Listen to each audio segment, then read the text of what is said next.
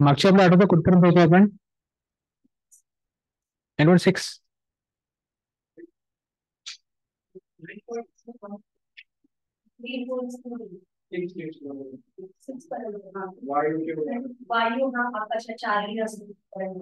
तिथपर्यंत गेलो होतो आपण. हे भरपूर द्यायचं आपल्याला. आज आपल्याला घोडे लावावे लागते पहिले, जर या संडेला संपवायचं असेल तर.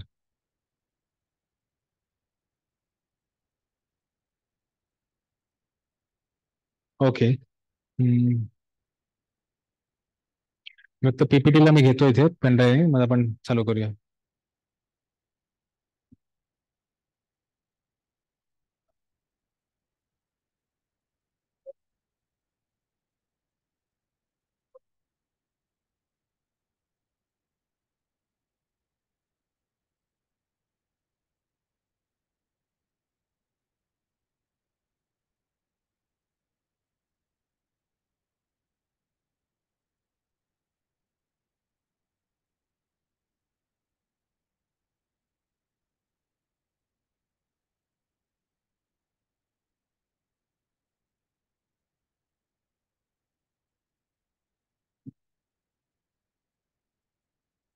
तर आठवतं आपल्या मागच्या आपल्या चर्चेत आपण काय चर्चा केली होती, कुठल्या विषयावरती?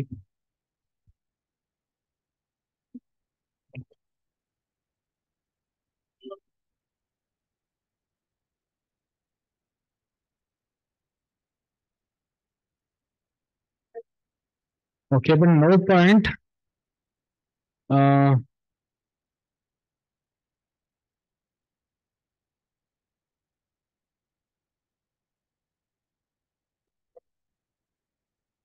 मला जेवढं आठवतं मला सगळं 9.10 पर्यंत गेलो होतो आपण. 9.6.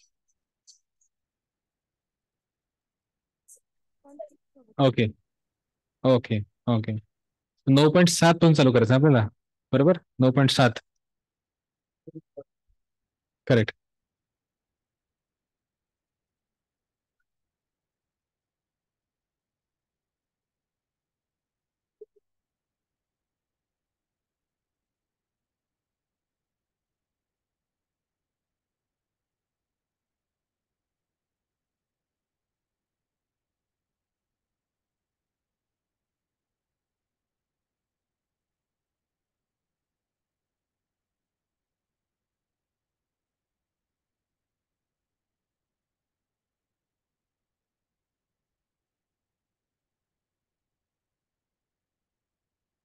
सगळ्यांना दिसतंय ऑनलाईन बघताना?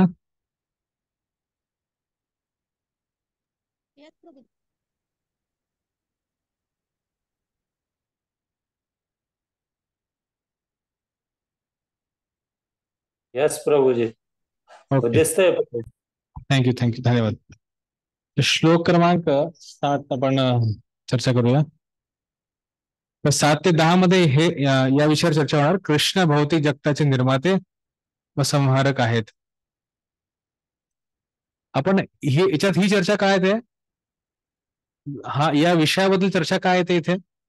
कृष्ण संहारक कसे आहेत, कृष्ण निर्माते का आहेत, ही चर्चा काय येते इथे? ऐश्वर्य, बरोबर. ऐश्वर्य होतं, व्यक्तीचं ऐश्वर्य आहे, त्यात सगळ्याच गोष्टी त्यात त्यात इन्व्हॉल्ड असतात. असं नाही की तुम्ही एक ऐश्वर्य फक्त पैसा, पण हे या शक्ती भगवंताचे ऐश्वर्य पण आहेत, याच्यात आपल्याला दिसतंय. श्लोक क्रमांक आपण 7 पासून पुढे जाऊया. सर्वभूतानि कौन्तेय प्रकृती यान्ति मामिकाम् प्रकृतिं यान्ति मामिकाम् कल्पक्षये पुनस्तानि कल्पक्षये पुनस्तानि कल्पदो विसृजाम्यहम्. कल्पदो विसृजाम्यहम्. भाषांतर तात्पर्य वाचा.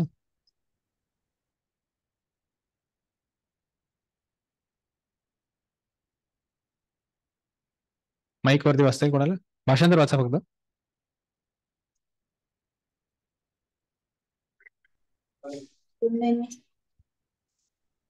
हे कोणते कल्पाच्या अंती सर्व भौतिक अभिव्यक्ती माझ्या प्रकृतीमध्ये प्रवेश करतात आणि नव्या कल्पाच्या आरंभी माझ्या शक्तीद्वारे मी पुन्हा त्यांना निर्माण करतो.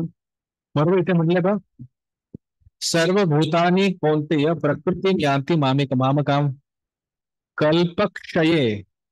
कल्पक्षय म्हणजे काय? कल्पाच्या अंती, कल्पाच्या शेवटी. पुनस्थानी कल्पादो आदो. आदो म्हणजे काय? सुरुवात. कल्पाच्या सुरुवातीला आणि कल्पाच्या क्षये शेवटी. विसृजाम्यहम म्हणजे काय? विसृजामी म्हणजे काय? निर्माण करतात. इथे भगवंत म्हणताय कसं सगळ्या जीवांची निर्मिती. जीव म्हणजे आत्मा नव्हे इथे. असं नाही की आत्मा निर्माण होतोय मग आत्म्याचा क्षय होतोय. इथे भगवंत म्हणत नाही. भगवद्गीतेमध्ये इतरस्थ म्हटलंय कसं ममई वांशो जीवभूत जीवलोके जीवभूत सनातन. ते सनातन आहेत. त्यांची अशी निर्मिती किंवा त्यांचा क्षय कधी होत नसतो. त्यामुळे इथे म्हटलंय की ते बेसिकली कशाबद्दल बोलतंय भगवान इथे?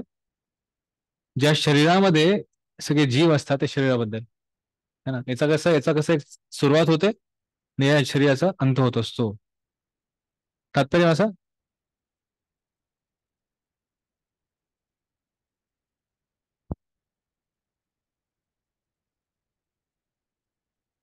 या भौतिक सृष्टीची उत्पत्ती, पालन आणि संहार पूर्णपणे भगवंताच्या इच्छेवर अवलंबून असतो. कल्पक्षय म्हणजे ब्रह्मदेवांच्या मृत्यूनंतर ब्रह्मदेवांचे आयुष्य 100 वर्षे इतके असते आणि त्यांचा एक दिवस हा पृथ्वीवरून 4 अब्ज 300 कोटी इतक्या वर्षांचा असतो. त्यांची रात्रही तितक्याच वर्षांची असते. त्यांच्या एका महिन्यात असे 30 दिवस असतात आणि 30 रात्री असतात आणि एका वर्षात 12 महिने असतात. अशा 100 वर्षानंतर जेव्हा ब्रह्मदेवांचा मृत्यू होतो तेव्हा संहार किंवा प्रलय होतो. म्हणजे भगवंतांनी प्रकट केलेली शक्ती पुन्हा त्यांच्यामध्येच विलीन होते. नंतर पुन्हा जेव्हा भौतिक जगत निर्माण करण्याची आवश्यकता असते तेव्हा त्यांच्या इच्छेनुसार भौतिक जगत निर्माण होते. वैदिक सूक्त सांगते भगवंत जरी एकमेव असले तरी ते अनेक रूपे धारण करतात. छंदोपनिषद 6.2.3. भगवंत स्वतःला या भौतिक शक्तीमध्ये विस्तारित करतात आणि पुन्हा संपूर्ण सृष्टी प्रगट होते. तिथे काय म्हटलं या तात्पर्यात रूपात म्हणताय जसं ते पीपीटी मध्ये दिसते आपल्याला की ब्रह्मदेवाच्या आयुष्यात जीवांचे सृजन होते, त्यांची उत्पत्ती होते आणि नंतर काय होतंय त्यांचा संहार होतोय. परत काय होतंय? परत सृजन होतोय, परत संहार होतोय. असं हे सारखं सारखं चालतंय. हे कोणाच्या इच्छेवर चालू आहे? भगवंताच्या इच्छेवर चालू आहे. याचा अर्थ काय? जर एखाद्या व्यक्तीच्या इच्छेवर ते गोष्ट चालत आहे याचा अर्थ त्या व्यक्तीची शक्ती किती असली पाहिजे है ना. तिथे ते आपल्याला प्रभुपाद इथे दाखवत आहे तात्पर्यामध्ये. छांदोग्य उपनिषद त्यांनी इथे उदाहरण दिलंय. ठीक आहे. तर इथे भगवंत बेसिकली इथे काय सांगताय या श्लोकात आपल्याला की कसं इथे दिलंय कृष्ण जीवाची निर्मिती व संहार करतात. भगवंताच्या इच्छेवरती ते सगळं अवलंबून असतं. या श्लोकाचं शीर्षक हे आहे. श्लोक क्रमांक 8 जो पुढचा श्लोक आहे इथे आता त्यात काय म्हणलं? कृष्ण प्रकृतीवर सृजन संहार. तबा ती सेम थीम कृष्ण कंटिन्यू करताय. प्रकृतीं स्वमाविष्टभ्य विसृजामि पुनः पुनः भूतग्राममिमं कृत्स्न ममैवंशा प्रकृतिर्वशात्. भाषांतर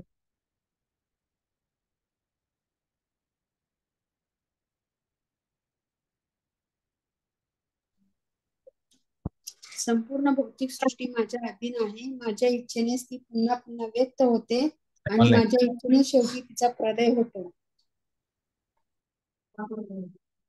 ओके. धन्यवाद माताजी.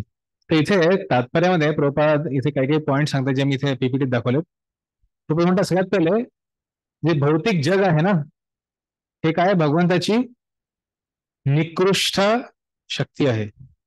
भगवंताच्या 3 शक्ती आहेत.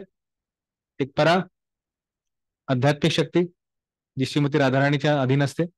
दुसरी बहिरंगा जी मायादेवी आहे आणि तटस्थ मार्जिनल जिच्यात जीव येतात. त्यातली आधी सगळ्यात जी निकृष्ट शक्ती आहे ती कुठली आहे? बहिरंग शक्ती. भौतिक शक्ती महत्त्वाच्या रूपात येऊन भौतिक जगाचे सृजन होते. म्हणजे थोडक्यात काय, ज्या वेळेस तुम्ही जर ते कधी भागवतामध्ये याच्यावर चर्चा होते, असं जे महाविष्णू आहेत, जेव्हा महाविष्णू आपला दृष्टिपात करतात, तर दृष्टिपात जेव्हा होतो कशावरती, महत्त्वावरती जेव्हा होतो, तेव्हा ते ऍक्टिव्हेट होतं. कशाने? भगवंताच्या दृष्टीने ऍक्टिव्हेट झाल्यावरती मग तिथून मग सगळे जीव निर्माण व्हायला चालू होतात. तोपर्यंत काय असतं, एक असं प्रोपास म्हणतात त्याला, की एक त्याला इंग्लिशमध्ये म्हणतात कंग्लरेमेशन, म्हणजे काय थोडक्यात एक असा पूर्ण गठ्ठा, कसला, सगळं आपलं तन्मात्र इंद्रिय सगळ्यांचा एक गठ्ठा आहे आणि तो एकदम असा इनऍक्टिव्हेटेड आहे. आणि जेव्हा ते दृष्टिपात होतो भगवंताचा, त्याच्यानंतर काय होतं, त्यावेळेस ते सगळं त्यात हालचाल चालू होते. भगवंत त्या दृष्टीच्या माध्यमातून त्या जीव असतात ना, त्यांना त्यांना सोडतात, प्रदान करतात. मग त्यानंतर त्या जीवांच्या इच्छेनुसार वेगवेगळे शरीर बनायला चालू होते. हा, त्यामुळे इच्छेनुसार सगळे शरीर आपले 4 लाख मानव आहेत, ते इच्छेच्या आधारावरती आहेत. सगळे सारखे नाही आहेत, प्रत्येक वेगळा आहे. त्याची जी भोग करण्याची इच्छा आहे त्याच्यानुसार त्याला भगवंत शरीर देत आहे. तर ही जी भौतिक शक्ती काय करते, या भौतिक जगाचे सृजन चालू करते. कुठून? महत्त्वामधून. जी तोपर्यंत ती कशी, आता महत्त्व कसं आहे, इनॅक्टिव्ह आहे. म्हणजे त्यात काही कार्य काहीच होत नाहीये, अकार्यशील आहे ते थोडक्यात. पण भगवंताच्या दृष्टीने ते ऍक्टिव्हेटेड होत आहे. हा, ज्यावेळेस प्रलय होतो ना, प्रलय जेव्हा होतो त्यावेळेस भगवंताच्या सगळ्या गोष्टी आतमध्ये घेतात. जिथे आतमध्ये, त्या आतमध्ये ते सगळं तिथेच राहतं. मग जेव्हा सृष्टी होत असते त्यावेळेस भगवंत जेव्हा तो दृष्टिपात होतो, त्या दृष्टिपाताच्या माध्यमातून सगळे जे जीवात्मे आहेत ते तिच्यात येतात. एकदा कोणीतरी राधानाथ महाराजांना विचारलं होतं की महाराज, या जगात किती प्रॉब्लेम्स आहेत, मंदिरात एवढे प्रॉब्लेम्स आहेत, भक्तांमध्ये एवढे प्रॉब्लेम्स आहेत, हे सगळे प्रॉब्लेम कधी संपणार? तर महाराज म्हणले, जेव्हा महाविष्णू फक्त एकदा श्वास घेतील सगळे प्रॉब्लेम संपून जातील. त्यामुळे आपल्या आयुष्यात बरेच प्रॉब्लेम असतील, पण थोडं वाट पाहू शकतो भगवंताला श्वास घेण्याचा. आणि श्वास घेतला की मग सगळे प्रॉब्लेम आपले सॉल्व्ह होऊन जातील.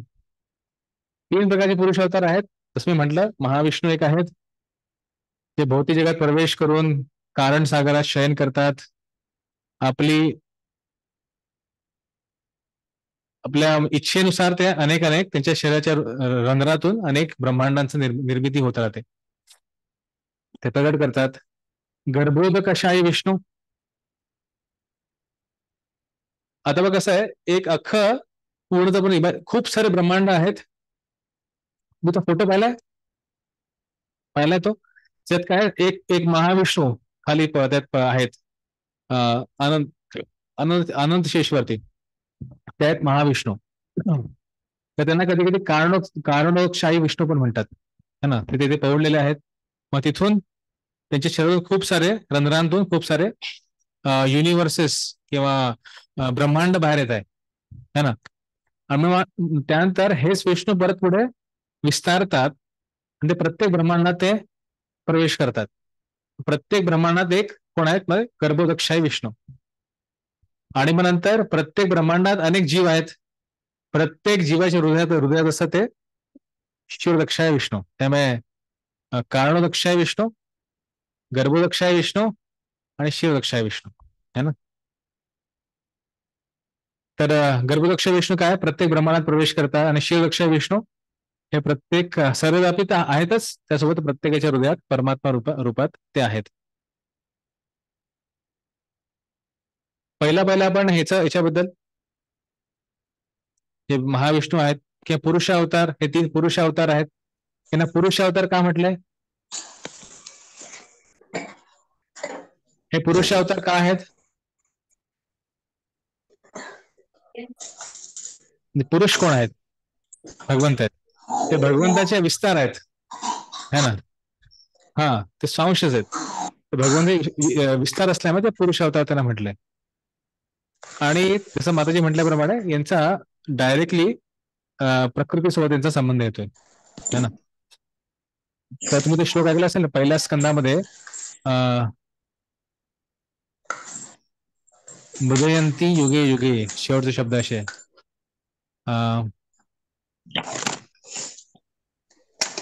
एतेच्या अंश कला पुंसा कृष्णस्तु भगवान स्वयं. हा पहिली लाईन काय त्याची पहिली लाईन एतेच्या अंश कला पुंसाम कृष्णस्तु भगवान स्वयं इंद्राणी व्याकुलम लोकम बुधयंती युगे युगे. तिथे काय म्हटलं ये ते च अंश च कला. तर अंश आणि कला जे विस्तार आणि कला म्हणजे काय त्या विस्ताराचे विस्तार. ये ते अंशच कला पुंसाम जे पुरुष कोणाचं ते कला कि अवतार आहेत पुरुष. ये ते च अंश कला पुंसाम कृष्णस्तु म्हणजे पण कृष्ण भगवंत आहेत. हे सगळे कोण आहेत मग आता सगळे विस्तार आहेत किंवा कला आहेत भगवंताच्या. तर हा जो श्लोक आहे हा भागवतमचा सगळ्यात महत्वाचा श्लोक आहे किंवा परिभाषा सूत्र म्हणतात त्याला. भागवतमचे परिभाषा सूत्र म्हणजे भागवतमचा उद्देश काय हे सेट करणारा जो श्लोक आहे तो आहे हा येतेच अंश कला पुंसा कृष्णस्तु भगवान स्वयं. भागवतमचे जे पण विषय असतील हे सगळे कुठल्या विषयासोबत लागून असतील ते की कृष्णस्तु भगवान स्वयं या विषयापासूनच ते कुठले पण विषय परावृत्त होणार नाहीत पूर्ण भागवतामध्ये. त्यामुळे हे परिभाषा सूत्र आहे भागवतमचं. तर हे पाहिलं आपण. मग आता जीव बघूया. जीव काय तर संहारच्या वेळेस काय असतं जीवाच्या कर्म व इच्छेनुसार भौतिक जगाच्या सृजनाच्या वेळी सर्व जीव विविध योनी प्रगट होतो. मगाशी म्हटल्याप्रमाणे प्रत्येक जीवाची इच्छा असते त्यानुसार हे जीव इच्छेनुसार त्यांना शरीर प्राप्त होत राहतात.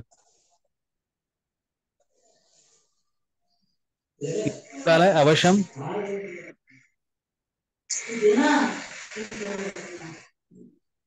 या प्रक्रियेमध्ये जीव काहीही करू शकत नाही.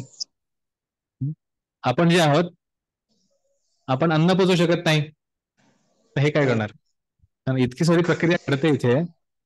फक्त आपण काय करतो मध्ये या केसमध्ये एक गोष्ट करू शकतो आपण इच्छा करू शकतो. असं जरी कुठल्या गोष्टी आपल्याकडे करंटली नसतील भक्तिमय जीवनासाठी फेवरेबल आपण ऍटलिस्ट काय करू शकतो इच्छा करू शकतो. आपल्या घरात होऊ शकतं की बाबा आपली पत्नी सपोज एवढी फेवरेबल नाहीये भक्तीसाठी मग इच्छा करू शकतो. आपले पती फेवरेबल नाही तर मग इच्छा करू शकतो की कधीतरी भक्त बनावे. है ना. जर इच्छेनुसार आपल्या एवढे शरीर प्राप्त होऊ शकतं या भौतिक जगात तर इच्छा करून आता विचार करा बऱ्याचशा निगेटिव्ह गोष्टी आपल्या आयुष्यात घडतात. ते का घडतात एखादी चुकीची गोष्ट आपल्याला पाहायला मिळते का तरी आपण इच्छा केली असेल परिपूर्ण होते भौतिक जगात तर एखादी चांगली गोष्टीची इच्छा का परिपूर्ण होणार नाही की मी भक्त होणार की भगवंताचा शुद्ध नाव जप करू शकणार ही पण एक इच्छा ना. ही इच्छा पण का करत नाही भक्ती करणं त्यामुळे किती सिंपल आहे. मागा लास्ट टाइम पाहिलं होतं फक्त आपल्याला काय पाहिजे इच्छा. प्रभुपादांनी गेलं होतं की एक कुठली गोष्ट एका भक्ताकडे पाहिजे ती काय प्रभुपाद म्हणलं डिझायर इच्छा. जर आपण चांगली इच्छा करू आध्यात्मिक इच्छा करू तर पण आपल्याला फार सोपं होईल आध्यात्मिक जगात आध्यात्मिकतेमध्ये प्रगती करणे. ठीक आहे. आता पुढे जाऊया आपण. इथे काय म्हणताय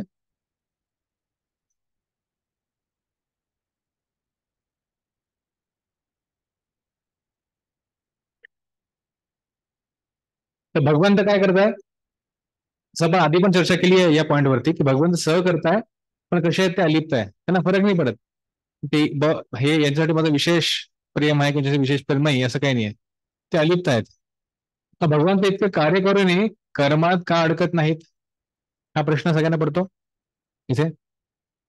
भगवंत एवढे कार्य करताय ना पण तरी ते कुठल्या त्यांना कर्म लागू होत का नाही. मग कोणाचं उत्तर माहितीये भगवंत त्रिगुणांच्या अधीन नसतात. एक मिनिट ऑनलाईन मधल्या भक्तांनी आन्सर द्या म्हणता इथल्या भक्तांना विचारूया. भगवंत 3 गुणांच्या अधीन नसतात. सत्व रज तम ते बद्ध नसतात. भगवंत 3 गुणांच्या पलीकडे आहेत गुणातीत आहेत आणि आपण गुणाधीन आहोत. आपण गुण आपल्यावरती कार्य करता गुणाच्या अधीन आपण राहतो. भगवंताच्या पलीकडे आहेत. अजून एक उदाहरण दिलं जातं जसं एखादा जेलर असतो तो जेलमध्ये फिरतो नॉर्मल याचा अर्थ नाही तो पण आपल्यासारखाच आहे. कैदी पण त्या व्यक्तीसारखे आहेत है ना. फरक काय दोघांमध्ये जो जेलर आहे तो पण माणूस आहे आणि कैदी पण माणूसच आहेत. त्यांना वाटतं बाबा जेल पण आमच्यासारखं आहे. पण भगवान त्या भौतिक जगात जेव्हा येतात ते आपल्याला पण आपल्यासारखे वाटतात. याचा अर्थ नाही ते आपल्यासारखे मायेच्या अधीन आहेत, ते मायाधीश आहेत, आपण मायेच्या आपण अधीन आहोत. तर आता पुढचा श्लोक घ्या, श्लोक क्रमांक 9. नचमाम तानि कर्माणि निबद्धन्ते धनंजय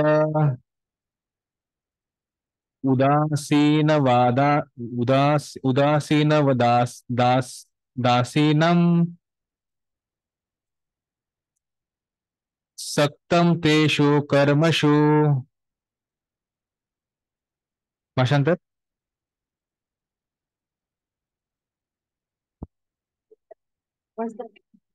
श्लोक क्रमांक 9 भाषांतर वाचा. हे धनंजया, ही सर्व कर्मे मला बद्ध करू शकत नाहीत. तटस्थाप्रमाणे मी या सर्व भौतिक कर्मांपासून अनासक्त असतो.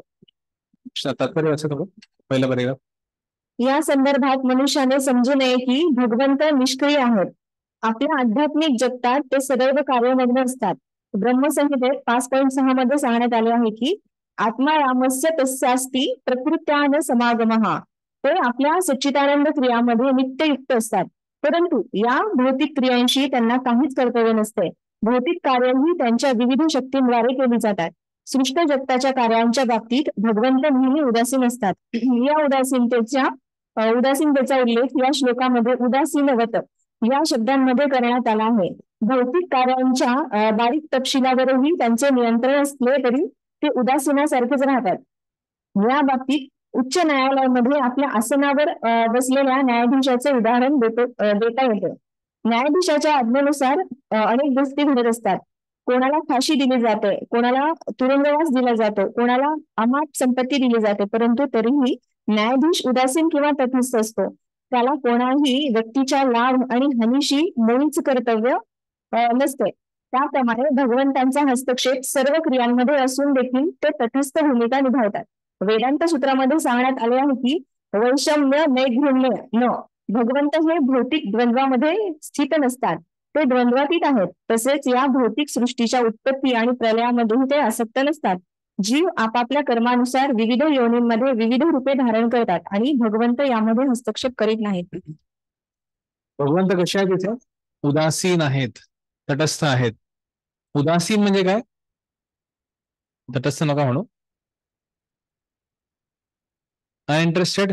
जर भगवंत अनइंटरेस्टेड असते तर एवढं सगळं कसं चाललं असतं आपलं? हा, आसक्त नाहीये, मग आसक्त नसेल तर इथे कशाला आले असते भौतिक जगात? त्यांची इच्छा लादत नाही, याचा अर्थ काय करतात ते आपल्यासाठी? आपल्या प्रियमध्ये ते हस्तक्षेप करत नाही, आणि ते प्रत्येकाला आवडतं. बरोबर. हा, जसं म्हणतात ना, जर प्रेम जेव्हा असतं, प्रेमाला तुम्ही समोरच्या व्यक्तीला फ्री विल दिली पाहिजे की बा तू तुझ्यानुसार कार्य कर. तुम्ही त्याला फार फोर्स करत आहात तर ते प्रेम कसं होणार? मग ते एकतर्फी प्रेम होईल, है ना. तो विषयावर जास्त माहित नाही मला, पण मी सांगतोय.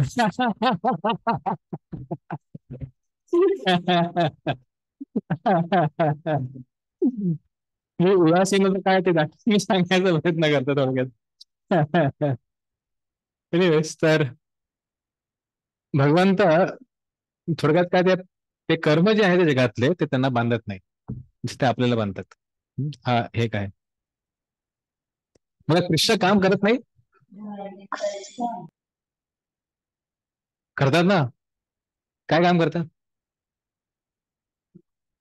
तू ऐकलंय का? काय भक्त एकदम एका भक्ताने क्लास में सांगितलं होतं एकदा की जब हम हमारे काम में तो भगवान अपने धाम में, जब हम भगवान के नाम में तो भगवान हमारे काम में. ऐकलं? थोडक्यात हे हा आशय या प्रश्नाचं उत्तर आहे इथे की कृष्ण काम करत नाही का? पण कृष्ण काम करतात, पण ते कुठे व्यस्त आहेत? ते कुठे व्यस्त आहेत? ते आपल्या धामात पूर्णपणे व्यस्त आहेत, पण भौतिक कार्याबद्दल कसे आहेत? उदासीन आहेत. आणि भौतिक जगात त्यांचा एवढा इंटरेस्ट का नाहीये? बाय द वे, मगाशी चर्चा चालू केली होती, इंटरेस्ट का नाहीये? आता हे मला सांगा, जसं आता कोण, मुकेश अंबानी, जिओचा मालक. मग जिओचा मालक जो मुकेश अंबानी आहे, तो आपल्या टिळेकर नगर मधला जो जिओचा टावर आहे, हा चालतोय की नाही चालत, त्याच्यात त्याला काही इंटरेस्ट असेल का? त्याचे लोक काम करताय ना. तसं भगवंत या भौतिक जगात काय इंटरेस्टेड नाहीये, कारण त्यांचे सगळे तिथे त्यांच्या शक्ती कार्य करत आहे त्यांच्यासाठी. त्यांना काहीही करायची आवश्यकता नाहीये, है ना. भगवंत त्याला फक्त काय करताय, पूर्णपणे आपल्या धामात ते आपल्या लीलांचं आस्वादन करताय. त्यामुळे जेव्हा एकदा एक जर्मन व्यक्ती वाटतं आला तो भारतात, तर त्यांनी पाहिला बाबा प्रत्येक देवीदेवतेच्या हातात कुठलं ना कुठलं शस्त्र आहे, पण एकच असे देव आहेत त्यांच्या हातात काही नाहीये, ते आहे भगवान श्रीकृष्ण. ते फक्त एन्जॉय करताय, आपल्या आयुष्यात एन्जॉय करताय. म्हटलं हे खरं भगवंत असले पाहिजे का, ते एन्जॉय करताय पूर्णपणे, है ना. तर याचं उदाहरण दिलंय, तर तिथे तात्पर्य देतं कसं उच्च न्यायालयाचे न्यायाधीश आहेत, ते बरेच वेळ काय करतात, फाशीचे आदेश देतात आणि त्यांना काही फरक पडत नाही. मग त्याला फाशी दिली का तो व्यक्ती सोडला, तर तो फार त्यांचा काही संबंध नाही त्याच्याशी.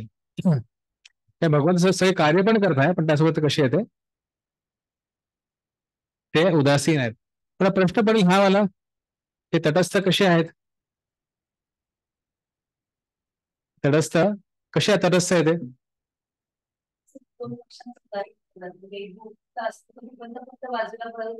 साक्षी म्हणून पाहत असतात. ओके, पण ते तटस्थ कसे आहेत याचं उत्तर भगवंत देता पुढच्या श्लोकामध्ये.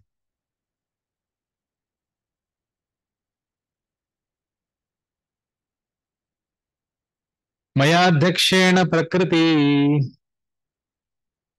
सूयते सचराचरम् हेतुनानेन कौन्तेय जगद विपरिवर्तते. भाषांतर.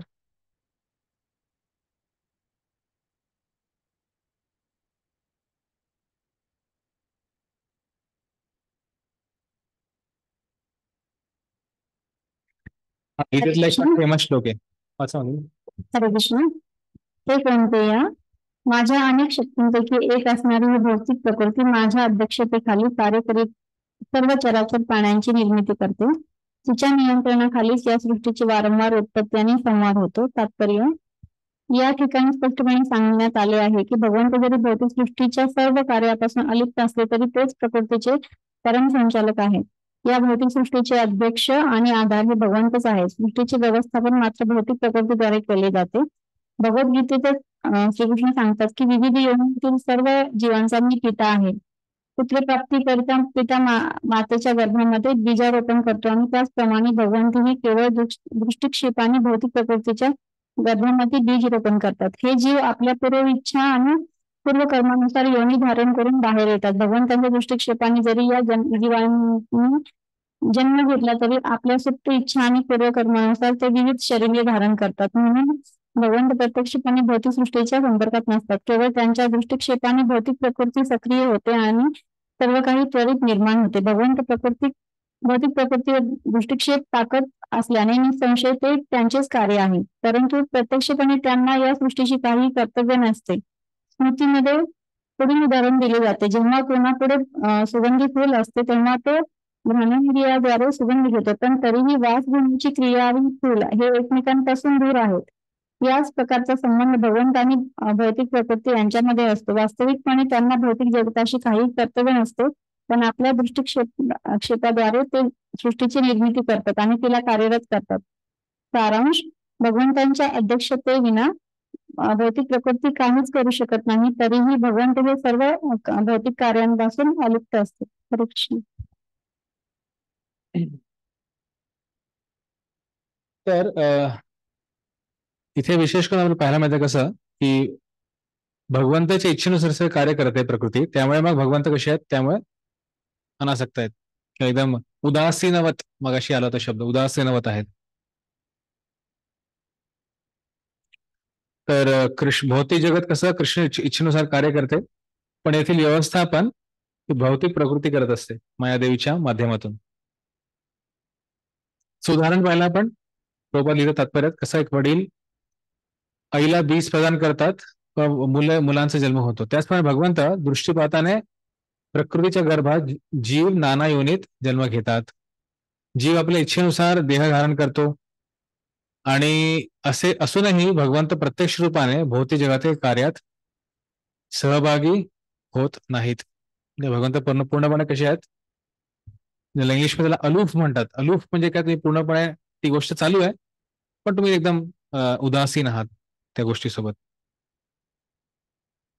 आणि दुसरं उदाहरण आहे तर फुलांचा सुगंध व सुगंध घेणारा वेगळा आहे, तरी पण सुगंध घेता येतो.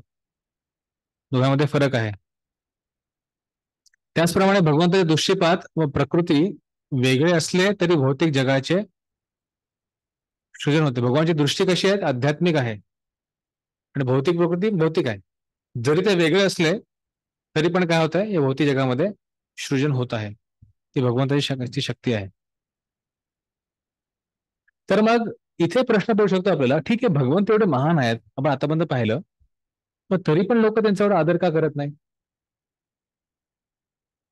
भगवंत एवढे महान आहेत ना, पण मागच्या 3-4 श्लोकात पाहतोय भगवंत किती महान आहेत, सृष्टी करता आहेत, सृजन करता आहेत, माया शक्ती त्यांच्या अधीन आहेत, तरी पण बरेच लोक भगवंताचा सन्मान का करत नाहीत? तो आपला सगळ्यांसाठी प्रश्न आहे. अहंकारामुळे. हरे कृष्ण. अहंकारामुळे प्रभूजी. हा, आता या ऑनलाईन काय म्हणताय? अपूर्ण इंद्रिये आणि अज्ञान. अहंकार. ओके, अपूर्ण इंद्रिय अज्ञान. आता तुम्ही काय म्हणताय? अहंकार. लोकांना वाटतं की नॉर्मल आहे, आपल्यासारखेच आहे. ओके, प्रोजीन साईडला कोणाला काही सांगायचंय? ज्ञानाचा अभाव, त्याचं उत्तर येतं पुढच्या श्लोक. या प्रश्नाचं उत्तर आहे पुढचा श्लोक है ना.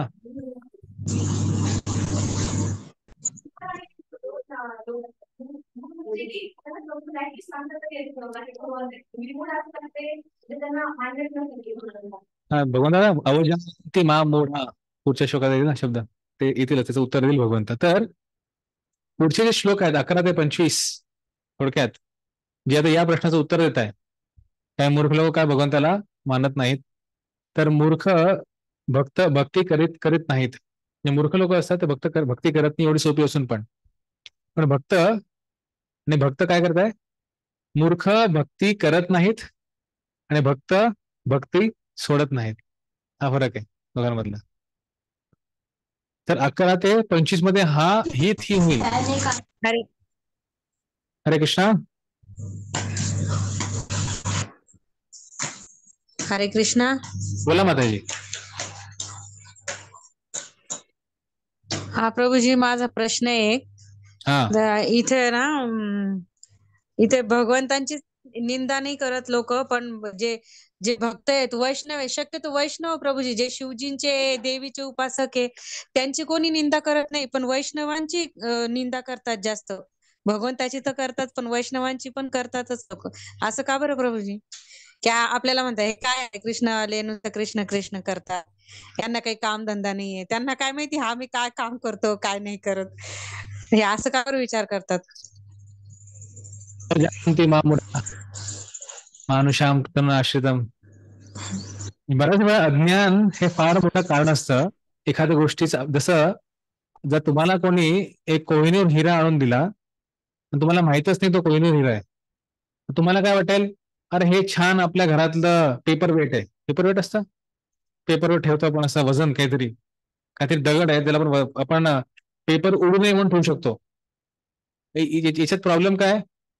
जो व्यक्तीला पेपर वेट सर्व ठेवतोय त्याचं अज्ञान आहे, त्याला माहित नाही की हा काय आहे, कोहिनूर हिरा आहे. तसं बऱ्याचशांना माहित नसतं की भक्ती किंवा भगवंताचा संग, भगवंताचं नाव हे कोहिनूर हिऱ्यासारखं किंवा वैष्णव कोहिनूर हिऱ्यासारखे आहे. तर ते माहित नसल्यामुळे मग बऱ्याच वेळा लोक निंदा करतात भक्तांची, है ना. पण त्यासोबतच भक्त जे असतात ते काय करतात, मूर्ख भक्ती करत नाहीत, पण भक्त पण काय करतात, भक्ती सोडत नाहीत. त्यामुळे आपण कितीतरी कोणी काही पण करो, ती आपली परीक्षा आहे की आपण ती आपली भक्ती सातत्याने चालू ठेवायची. तर याच्यामध्ये पण 11 ते 25 पैकी जे 11 ते 15 हे जे श्लोक आहेत, या श्लोकात काय येतात, दुरात्मा, महात्मा व इतर लोक यांच्याबद्दल चर्चा होते. त्यातल्यात 11 आणि 12 हे कोणाबद्दल सांगता? दुरात्मा कोण आहे? दुरात्म्याची व्याख्या काय आहे त्यात दिसेल आपल्याला. तर चला पाहूया 11 ते 25 मध्ये 11वा श्लोक. कसा मूर्ख लोक जे असतात ते भगवंताला नाकारतात. अवजानन्ति मामूढा मानुषीं तनुराश्रितम् परम भावमजानन्तो मम भूत महेश्वरम. भाषांतर.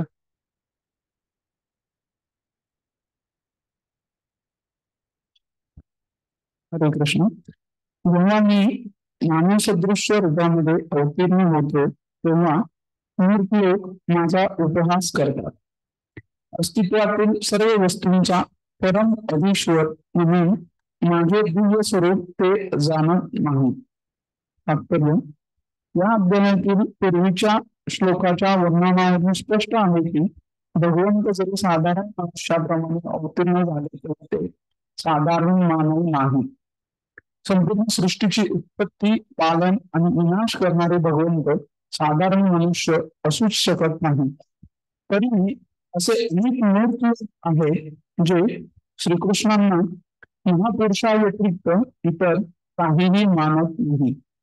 वस्तुतः ब्रह्मसंहितेत सांगितल्याप्रमाणेच तेच आदिपुरुष भगवंत आहेत. ईश्वर किंवा नियंत्रक अनेक आहेत आणि एक ईश्वर दुसऱ्यापेक्षा मोठा वाटतो. भौतिक जगातील सामान्य व्यवस्थापने आपल्याला प्रशासक किंवा मार्गदर्शक आहेत. त्याच्यावर सचिव असतो, त्याच्यावर मंत्री आणि त्याच्याही वर अध्यक्ष असतो.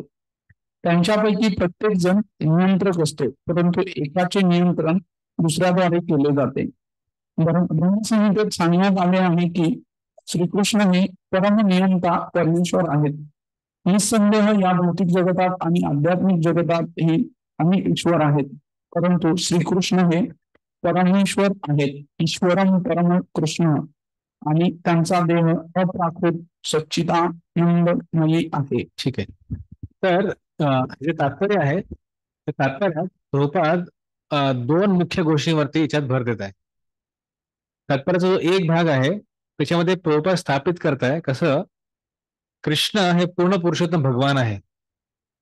त्या प्रभुपाद ब्रह्मसंहिता, गोपालतापनी उपनिषद नंतर अशा वेगवेगळ्या ग्रंथांच्या किंवा त्याच्या आधारावरती ते सिद्ध करताय कसं कृष्ण हे परम पुरुषोत्तम भगवान आहे. आणि हे जरी एखाद्या सामान्य व्यक्तीसाठी आपल्या समोर येत आहे पण ते सामान्य व्यक्ती नाहीत. प्रभुपाद स्थापित करत आहे तात्पर्याच्या एका भागात. दुसऱ्या भागात प्रभुपाद काय करत आहे की जे ते करताय मायावाद खंडन करताय.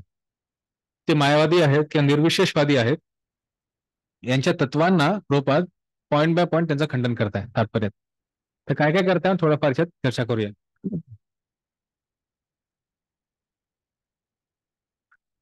तर जेव्हा इथे म्हटलंय की अवजानन्ति मां मूढा मानुषीं तने आश्रितम परम भाव जानतो मम भूतमेश्वरम.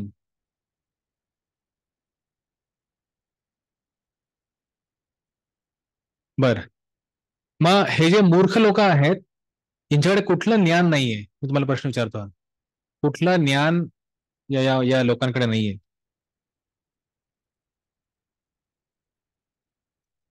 परम पुरुषोत्तम भगवान आहेत बरोबर. अजून आपण स्वतः कोण आहोत त्याचं ज्ञान नाही आहे. जीव त्या म्हणतात परतत्व विभ्रम, स्वतत्व विभ्रम आणि साधना साध्य विभ्रम. स्वतत्व विभ्रम मी कोण आहे त्याचा विभ्रम आहे. परतत्व विभ्रम भगवंत कोण आहेत. आणि साधना साध्य म्हणजे साधना आणि आपलं साध्य म्हणजे आपलं जे गोल आहे याचा विभ्रम आहे. काय प्राप्त करायचं मला माहित नाही, ते प्राप्त करण्याची साधना काय ते मला माहित नाही, तो विभ्रम. हे तीन प्रकारचे विभ्रम असतात. भक्तिनाथ ठाकूर याच्याबद्दल चर्चा करतात. तर याच्या व्यतिरिक्त कसं भगवंत हे परम पुरुष भगवंत आहेच, त्यासोबत ते कसे नियंता आहेत. हे जर प्रॉपरायटर पण लिहितो ना बऱ्याच वेळी ज्यांचं दुकानं असतात त्या प्रॉपरायटर लिहितात ना, पाहिलं तुम्ही ज्यांचे जे दुकानं असतात खाली प्रॉपरायटर लिहिलं असतं. प्रोप्रा है ना, प्रॉपरायटर. तर खरे प्रॉपरायटर भगवंत आहेत. ते विसरल्यामुळे आपल्या मी पण काय भगवंत एवढ्या सगळ्याचे प्रोपरायटर आहेत, मी फक्त या दुकानाचा प्रोपरायटर आहे, है ना. तर इथे व्यक्तीला समजतं की भगवंत कसे हे सुप्रीम, म्हणजे कसे परमोच्च हे नियंता आहे की प्रोपरायटर आहेत. अजून कुठले नियम? भगवंताचं जे जे त्याला पण काय म्हणता येईल, जे रूप आहे ते सच्चिदानंद आहे. हे आपल्यासारखं हाडा मासाचं बनलेलं नाही. हे हा झालं पहिलं. काय होतं? भगवंत कसे पूर्ण पुरुष भगवान आहेत हे ज्ञान.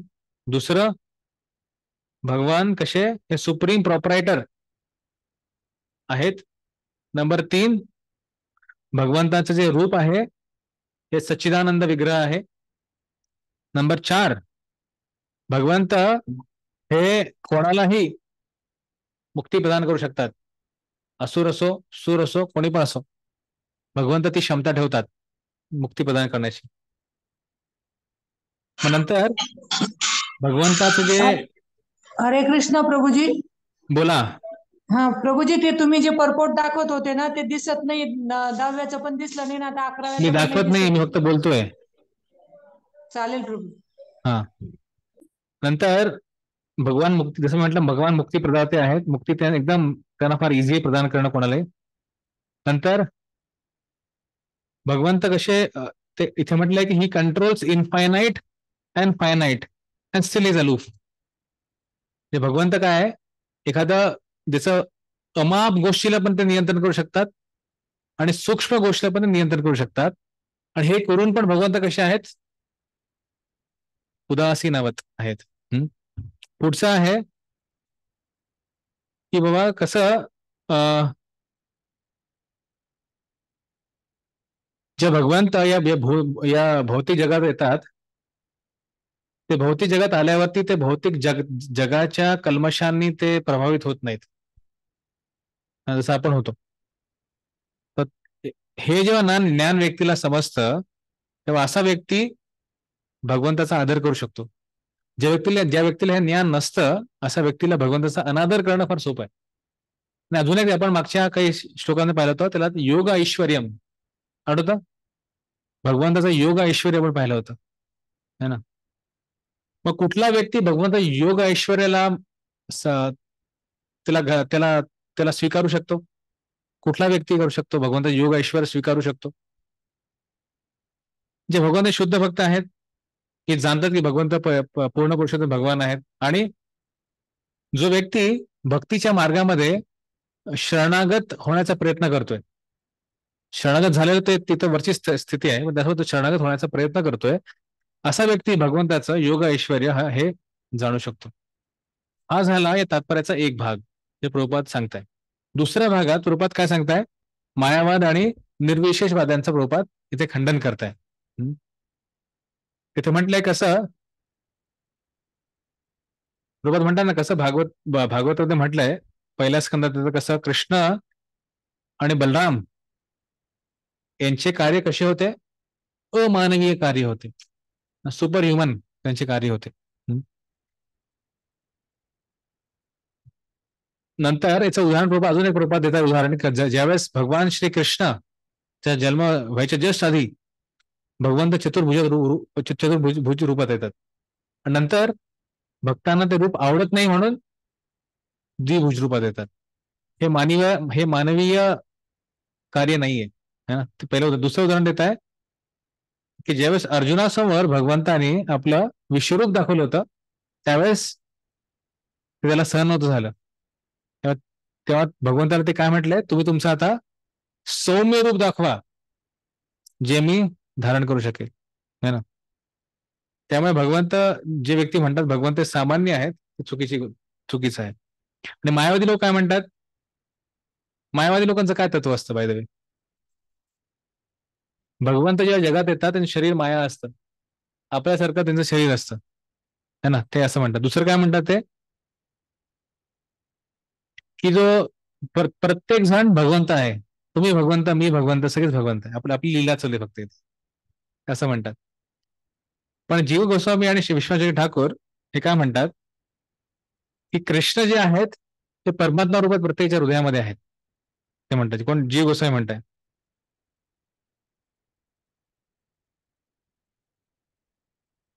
ते इथे म्हणताय, विष्णुदेव ठाकूर पुढे म्हणता इथे, की जो व्यक्ती म्हणतो बाबा ठीक आहे मी अर्चविग्रहांची सेवा करतो मंदिरात, पण बाकी जीवांचा मी सन्मान करत नाही, ही जी मानसिकता आहे ही फार, याला म्हटलंय की दिस इज व्हेरी निओफाईट. निओफाईट म्हणजे काय? निओफाईट, नवसाधकाची ही विचारधारा आहे. ज्याला वाटतं फक्त भगवंत कुठे आहेत, अर्चविग्रहातच आहेत, पण कुठल्या भक्ताच्या हृदयात पण नाहीयेत. ही फार एक निओफाईट किंवा नवसाधकाची लक्षणं आहेत. तर भगवंत कुठे आहेत? प्रत्येक हृदयात आहे, परमात्मा रूपात. आणि त्यामुळे प्रत्येकाचं शरीर हे काय आहे? हे भगवंतासाठी एक मंदिर आहे. त्यामुळे आपण जे प्रणाम करतोय, एका अंगेलने आपण कोणाला प्रणाम करतो? तिच्या हृदयातल्या भगवंताला प्रणाम करतोय. जसं मी एका ठिकाणी चर्चा करत होतो की जेव्हा आपण विशेष किंवा असं प्रोपांचे सिनियर भक्तांची आपण जेव्हा सेवा करतो, तर ती ऍक्च्युअली सेवा कोणाची करतोय आपण? त्यांच्या हृदयाचे भगवंत त्यांची करतोय. जे भगवंत जे पाहता, अरे माझा अंश पाहून, म्हणजे इथे माझा हा हा जीव आहे इथे, तर मी ते हृदयात वास करतोय. ते पण भगवंत आपल्याला कृपा देतात. विशेष करून जो कृपा मिळते भक्ताकडनं, ती भगवंताकडनं प्रेरित झालेली कृपा असते. पुढचे लोक काय म्हणतात, तेव्हा ठीक आहे भगवंत सहीकडे आहेत ना, मग तुम्ही फक्त एका ठिकाणी त्यांची पूजा का करता? ते निर्विशेषवादी लोक हे म्हणतात, भगवंत सहीकडे आहेत, भगवंत विश्वरूप पण होतं, गीतेतच म्हटलंय विश्वरूप भगवंताचं आहे. पण विश्वरूपचा सोबत प्रॉब्लेम काय आता? आदान प्रदान करू शकत नाही, त्यांचं ड्रेसिंग करता येणार नाही आपल्याला. ड्रेसिंग करायचं म्हटलं किती कपडा लागेल, है ना? त्याला भोग किती किती भोग दाखवायचा आता, हा अमाप जरी दाखवता ते कमी आहे. त्यामुळे जेव्हा एखाद्या भक्ताला समजतं की भगवंताची खरी स्थिती काय आणि माझी खरी स्थिती काय, त्यावेळेस अशा व्यक्तीला भगवंताची सेवा करणं फार सोपं होतं. पण त्याच्या विपरीत जे मूर्ख लोक असतात, ते यांना ज्ञानाच्या अभावामुळे हे लोक काय करतात, लोक मूढ राहतात. तर मी इथे काय म्हटलं याने की मूर्ख लोक, कोण इथून वाचेल का? इथून आपण संपूया याला. हे जे आपलं दाखवत आहे स्लाइड, हे वाचाल?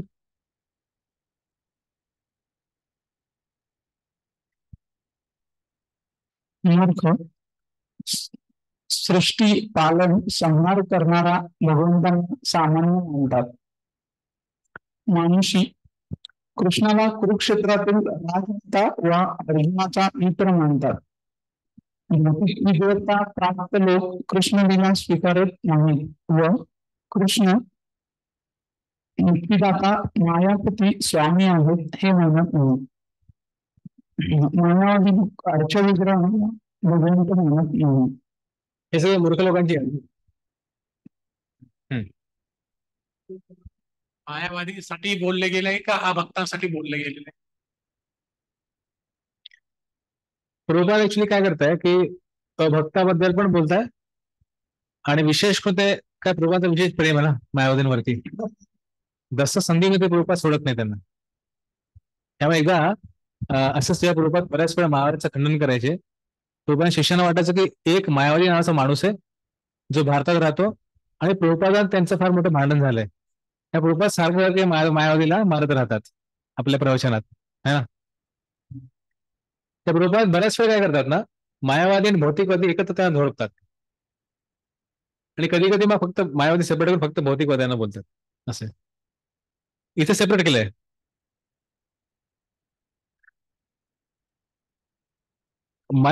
मायावादी काय करत नाही, अर्चविग्रहाला भगवंत मानत नाही बेसिकली. त्या पॉईंटला मायावाद्याचा ची एंट्री झाली. पण त्याच्या आधी काय होतं, भौतिक विद्वत्ता, है ना, नंतर कृष्णाला एक राजनेता मानणं, हे सगळे भौतिक लोकांची विचारधारा आहे.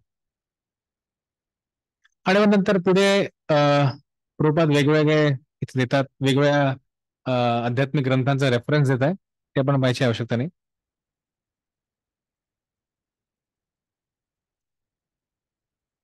भागवतम मधला रेफरन्स आहे. कृष्ण चतुर्भुजात आपण मगाशी चर्चा केली, असं चतुर्भुजात आलेत, नंतर द्विभुजात रूप घेतलं. ते नैव रूपेन चतुर्भुजेन, मग चतुर्भुजानंतर सौम्य रूप दाखवलं, त्रिभुज रूप दाखवलं.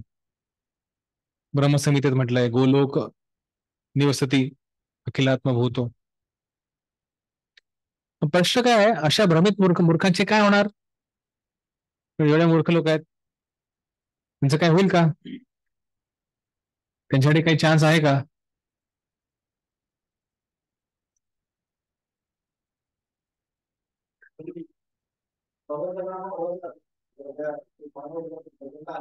हा, ते भगवंत जेव्हा पण येतात ते त्या सगळ्या त्यांच्या येण्याचा सईकडचा रेफरन्स दिलाय. असं भगवंत कलियुगात येत आहे असं दिलंय.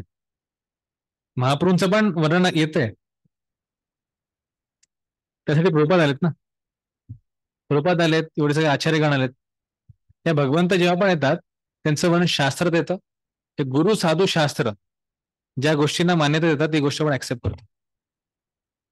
जर लोक म्हणतात बा ठीक आहे, एखादा व्यक्ती आहे तो म्हणतो बा ठीक आहे भगवंत मी भगवंत आहे, पण शास्त्र म्हणतंय का?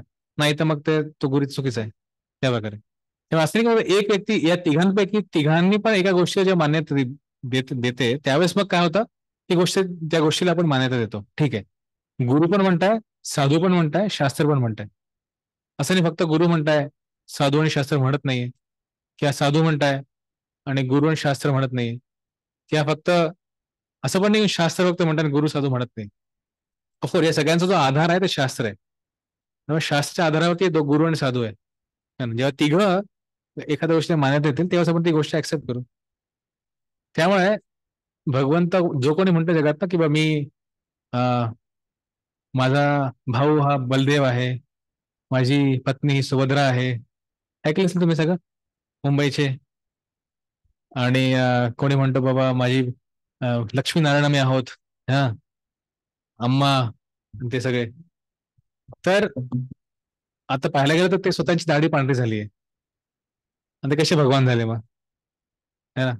आपल्या या एका शरीरातलं एका छोट्या कार्याला ते परिवर्तित करू शकत नाही. किंवा एकदा असेच आमचे एक भक्त होते, एक संन्यासी येते, ते संन्यासी आहे, ते सांगत आहे ज्यावेळेस ते प्रचार करत होते अमेरिकेत, असं एक भक्त म्हणतो मी भगवंत आहे, मी भगवंत आहे, मी भगवंत आहे. मग शेवटी त्यांनी काय केलं, मग त्याला खूप प्रेशर, म्हणजे त्या निसर्गाचा त्याला कॉल आला, त्या बाथरूमला जायचं होतं. मग याने त्याचा हातच पकडून ठेवला, नाही तुला जाऊ देणार नाही, आता भगवंत आहे ना, काय कंट्रोल आता. मग शेवटी तू रडायला लागला, गळाला. तर नाही तू मान्य कर, तू भगवंत नाही मान्य कर. शेवटी पण नाही ठीक आहे मी मान्य करतो, भगवंत नाहीये, मला जाऊ द्या. मग शेवटी त्याला सोडलं, तो गेला. आणि तुम्हाला म्हण ठीक आहे तो तर मान्य करतो, तो भगवंत नाहीये, ती म्हणजे लीला होती म्हणे.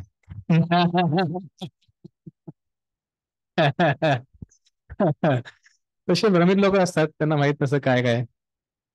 तर अशा लोकांचं काय होणार, जसं मी मागच्या पण स्लाइडवर पाहिलं, शेवटचा प्रश्न जो होता, की अशा भ्रमित मूर्खांचे काय होणार, त्यांचं काय होतं ते इथे त्यांनी दिलंय. मोहाशा मोह कर्माणो मोघ ज्ञाना विचेतसः राक्षसीमासुरीं चैव प्रकृतीं मोहिनीं श्रिता. भाषांतर.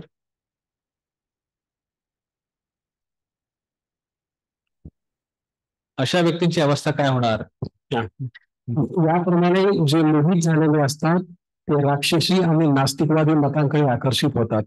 अशा मोहित अवस्थेमध्ये त्यांची मुक्तीची आशा, त्यांची सकाम करणे आणि त्यांचे ज्ञान हे सर्व निष्फळ होते.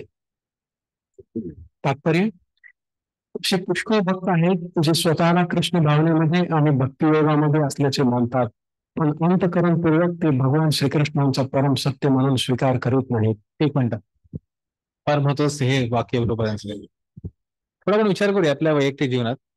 मी भक्तिशास्त्री पॉइंट ऑफ व्ह्यू बोलतो, पण वैयक्तिक जीवनाच्या पॉइंट ऑफ व्ह्यू बोलतोय, की जे स्वतःला कृष्ण भावनेमध्ये आणि भक्तियोगामध्ये असल्याचे मानतात, पण अंतःकरणपूर्वक ते भगवान श्रीकृष्णांचा परम सत्य म्हणून स्वीकार करीत नाहीत.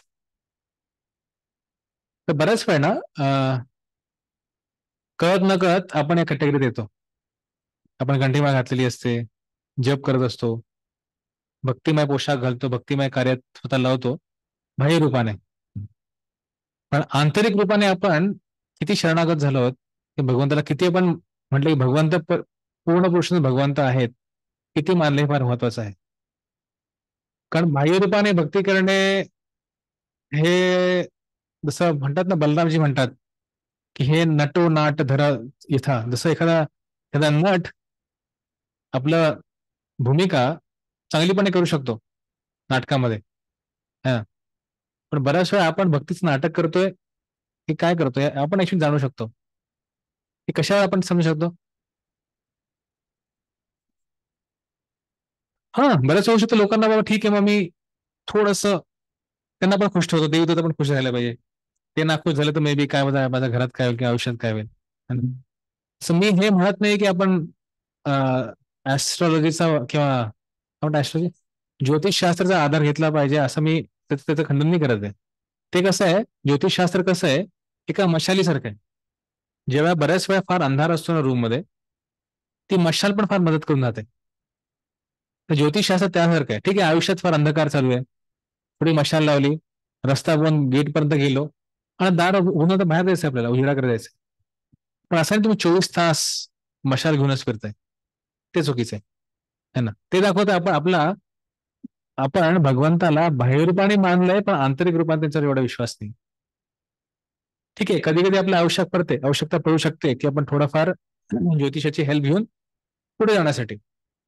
गोपी ज्या होत्या त्यांनी पण काय केलं होतं, कात्यायनीचं व्रत केलं होतं. देवीचं व्रत का केलं? भगवंताला प्राप्त करण्यासाठी केलं है ना. त्यामुळे आपण हा विचार केला पाहिजे की मी भक्ती करताना करत करत जे पुढे जातोय, माझ्या विश्वासामध्ये भगवंतावरच्या त्याचं किती वर्धन होतंय. मी त्या स्थितीला आहे की माझ्यात काही प्रगती होते. बाह्य प्रगती होऊ शकते, तुम्हाला एखादी पोस्ट मिळून जाईल, मी काउन्सिलर बनून जाल, मला भरपूर काउन्सिलिंग मिळून जातील, पण आंतरिक रूपाने माझा भगवंतावरती किती विश्वास आहे. तर बऱ्याच वेळा जसं एका ठिकाणी मी परमपूज्य राधानाथांचं एक लेक्चर ऐकत होतो, ते महाराज सांगत होते ते अमेरिकेत प्रचार करत होते, तेव्हा ते एका प्रोफेसरला प्रचार करत होते कॉलेजच्या. त्या प्रोफेसरचं नाव होतं प्रोफेसर मे बी होऊ शकतं म्हणजे. आणि हा जो प्रोफेसर होता हा फार जे ख्रिश्चॅनिटीचा म्हणजे ख्रिश्चन धर्माचा फार मोठा विद्वत्ता असं मानला जायचं. जेव्हा खूप चर्चा आली बॅक अँड फोर्थ महाराजांनी तत्व सांगितले, आपले भगवद्गीतेचे तत्व सांगितले, आणि करत करत करत करत एक अशी स्थिती आली ज्यात हा व्यक्ती म्हटला, महाराज विचारला तुमचा जीसस ख्राइस्ट मध्ये किती विश्वास आहे? विचार करा, हा त्या भागातला त्या राज्यातला एक फार मोठा वक्ता म्हणता येईल, एक मोठा धर्मगुरू म्हणता येईल त्या भागातला. तो म्हणतो की मला जीसस ख्राइस्ट आहे की नाही मला माहित नाही, पण माझं प्रोफेशन आहे की माझा जॉब आहे की मी या बायबल बद्दल चर्चा करणे. तर मला म्हणते बा बाह्य रूपाने दिसतंय की बा हा व्यक्ती एवढा मोठा ख्रिश्चन धर्मगुरू आहे, पण त्याच्या ज्यात थोडंफार जे आपण थोडं खोदलं आतमध्ये तर समजलं विश्वास काही नाहीये. ते आपण बाह्य रूपाने बरेच भक्त बनून जाऊ, पण जर आपल्या विश्वासामध्ये जर आपलं वर्धन नाही झालं भगवंतावरच्या किंवा त्याच्या भगवंताच्या प्रक्रियेवरच्या, तर आपण एका प्रकारे ठीक आहे आपल्या काही विषय थोडंफार सुकृती मिळेल की आपण काहीतरी सत्वगुणी जीवन जगण्याचा प्रयत्न करतोय, पण त्यासोबतच भक्तिमय प्रगती किती होईल ते सांगता येत नाही. त्यामुळे ते प्रभुपादजी म्हणतात की आपल्याला फार काळजीपूर्वक या भक्तियोगाच्या प्रक्रियेला अवलंब केला पाहिजे. पुढे वाचा.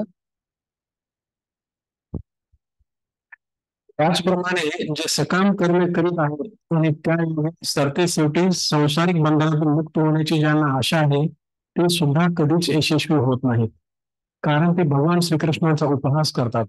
दुसऱ्या शब्दात सांगायचे तर जे लोक श्रीकृष्णांचा उपहास करतात ते राक्षसी किंवा असुरी लोक असतात. भगवद्गीतेच्या 7व्या अध्यायात सांगितल्याप्रमाणे असे राक्षसी आणि दुष्कृती लोक श्रीकृष्णांना कधीच शरण जात नाहीत. म्हणून परमसत्य जाणण्याचा त्यांच्या प्रयत्नात ते गोंधळून जातात आणि साधारण जीव आणि श्रीकृष्ण हे एकच आहेत या भ्रामक निष्कर्षाप्रत येतात. अशा भ्रामक समजुतीमुळे त्यांना वाटते की कोणतेही मानव शरीर हे आता भौतिक प्रकृतीद्वारे केवळ आच्छादिलेले आहे आणि जेव्हा मनुष्य या भौतिक जीवनातून मुक्त होतो तेव्हा त्याच्यामध्ये आणि परमेश्वरामध्ये मुळीच भेद राहत नाही. श्रीकृष्णाचे एकरूप होण्याचा त्यांचा हा प्रयत्न मोहामुळे निष्फळ होईल. अशा प्रकारचे राक्षसी आणि अनिश्वरवादी आध्यात्मिक ज्ञान नेहमी व्यर्थच असते. अशा लोकांसाठी वेदांत सूत्र आणि उपनिषद इत्यादीमधील ज्ञानाचे अध्ययन निरर्थकच असते. ठीक आहे. जसे शॉर्ट मध्ये पाहून आपण पुढे जाऊया, कारण हे बरेचसे म्हणजे आसुरी गुणामध्ये चर्चा इथे होते, पण त्यासोबतच महत्वाचं आपल्याला आहे श्लोक क्रमांक 13 पासून आपल्यासाठी महत्वाचं आहे. महात्मा कोण आहेत ते समजणं. मोघ आशा. मोघ आशा काय, बरेच लोक भक्तीमध्ये येऊन पण कृष्णांना परमसत्य मानत नाहीत व धामाला जात नाहीत. मोघ कर्म हे झालं मोघ आशा, याला म्हणतात मोघ आशा. जे भक्तीमध्ये येऊन पण भगवंताला मानत नाहीत ती काय मोघ आशा. मोघ कर्म, कृष्णाची नक्कल करणारे व कर्मकांडे असो नास्तिक यशस्वी होत नाहीत. हे झालं मोघ कर्म. नंतर मोघ ज्ञान, पुढचं जे आहे परम सत्याविषयी खोटा तर्क करून जीव व कृष्ण दोघांना समान मानतात, ते काय झालं मोघ ज्ञान. पुढच्या शब्द शब्दाचं महत्वाचं आहे. मानवी देह प्रकृतीची आवृत्त आहे व मुक्तीनंतर त्याचा व भगवंतामध्ये अंतर राहणार नाही असे त्यांना वाटते, हे झालं मोघ ज्ञान. अशा व्यर्थ कुतर्काने स्वतः भ्रमित होतात आणि दुसऱ्यांना पण ते भ्रमित करतात. माशाची गती काय होते? भगवत द्वेषामुळे आसुरी जीवन जगतील व नरकात जातील, भगवंत म्हणतात. मग आता परत प्रश्न पडू शकतो कोणाला इथे की कृष्णांना भगवंतपणा स्वीकारण्याचे काय होणार? ठीक आहे, आपण आतापर्यंत पाहिलं जे भगवंताला स्वीकारत नाही त्यांचं काय गती आहे. मग आता पाहूया भगवंताला जे स्वीकारतात त्यांची काय गती होते. ते आहे आपले दोन श्लोक 13 आणि 14. महात्मा जन कोण आहेत? आपण या देशामध्ये कोणा व्यक्तीला महात्मा म्हणत असू, पण तो व्यक्ती महात्मा आहे का याचा उलगडा इथे होणार की कोणाला महात्मा म्हटलं पाहिजे. श्लोक क्रमांक 13. महात्मानस्तु मां पार्थ दैवीं प्रकृतिमाश्रितः भजन्ति अनन्यमनसो ज्ञात्वा भूत दिव्ययम्.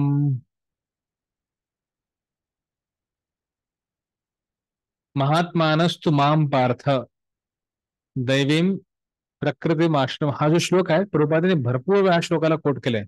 विशेष करून प्रभुपादांचे जे मॉर्निंग वॉक्स होते, सकाळी प्रभुपाद चालायला जायचे त्यावेळेस जी चर्चा व्हायची, तर प्रभुपादांनी हा श्लोक खूप वेळेस तिथे उद्धरित केलेला आहे. महात्मानस्तु मां पार्थ, कोणाला महात्मा व्हायचं? दैवीं प्रकृतिमाश्रित, जो भगवंताच्या दैवी प्रकृतीवरती आश्रित आहेत. नंबर 1. नंबर 2, भजंती, जो माझं भजन करतोय. कसं भजन करतोय? अनन्य मनसो, है ना, एका म्हणजे पूर्णपणे फोकस्ड वेने तो असा व्यक्ती माझं भजन सेवा करतोय, अचल मनाने माझी सेवा करतोय. ज्ञात्वा भूतम आदिम अव्ययम, आणि जो समजतो की भगवंत कसे आहेत, हे आदी आहेत आणि हे अव्यय आहेत. भाषांतर वाचा हे पार्थ.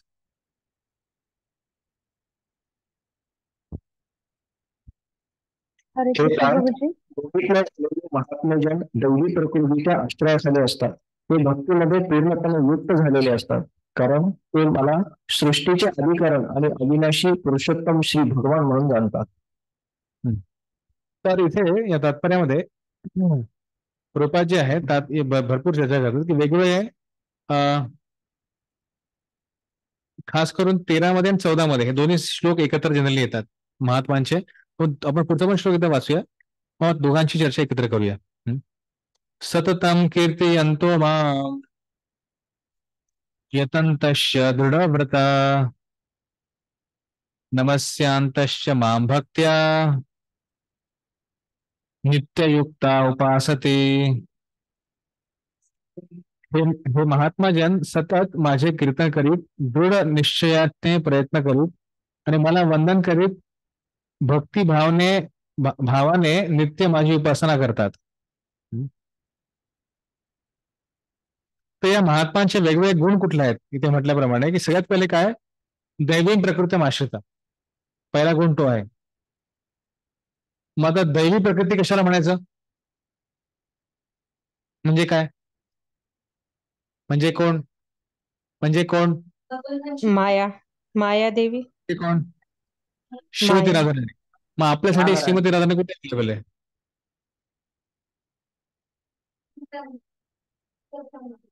कोण व्यक्ती? कोण? गुरु, आध्यात्मिक गुरु जे श्रीमती राधाराणी आहे, त्यांचे जे ऍक्च्युली रिप्रेझेंटेटिव्ह आपल्यासाठी जे आहे या जगात, ते बलरामजींचे जे रिप्रेझेंटेटिव्ह आपल्यासाठी आहेत ते आहे श्री गुरु. तर श्री गुरु जो व्यक्ती आपल्या गुरूंच्या आदेशाच्या अधीन आहे, असा या व्यक्तीला समजलं पाहिजे की हा व्यक्ती कोण आहे? दैवी प्रकृती आश्रिता. हे तुम्हाला फार सिंपल करून देतोय मी आता, किंवा आपल्याला वाटतं दैवी प्रकृती श्रीमती राधाराणीच्या अंडर ज्यांना श्रीमती भगवंताचे स्वप्न पडतात तो व्यक्ती का? मग खूप सारे आपल्याला अशा खूप साऱ्या विचारधारणा येऊ शकतात. दैवी प्रकृती म्हणजे काय? तर आपल्यासाठी साध्या सोप्या भाषेमध्ये दैवी प्रकृती म्हणजे काय? जो व्यक्ती आपल्या गुरु आणि जे गुरूंचे आदेश पालन करणारे त्यांचे जे शिष्य आहेत त्यांच्या अनुगत्यामध्ये आपण असतो, अशा व्यक्तीला म्हणायचं दैवी प्रकृती आश्रिता, है ना.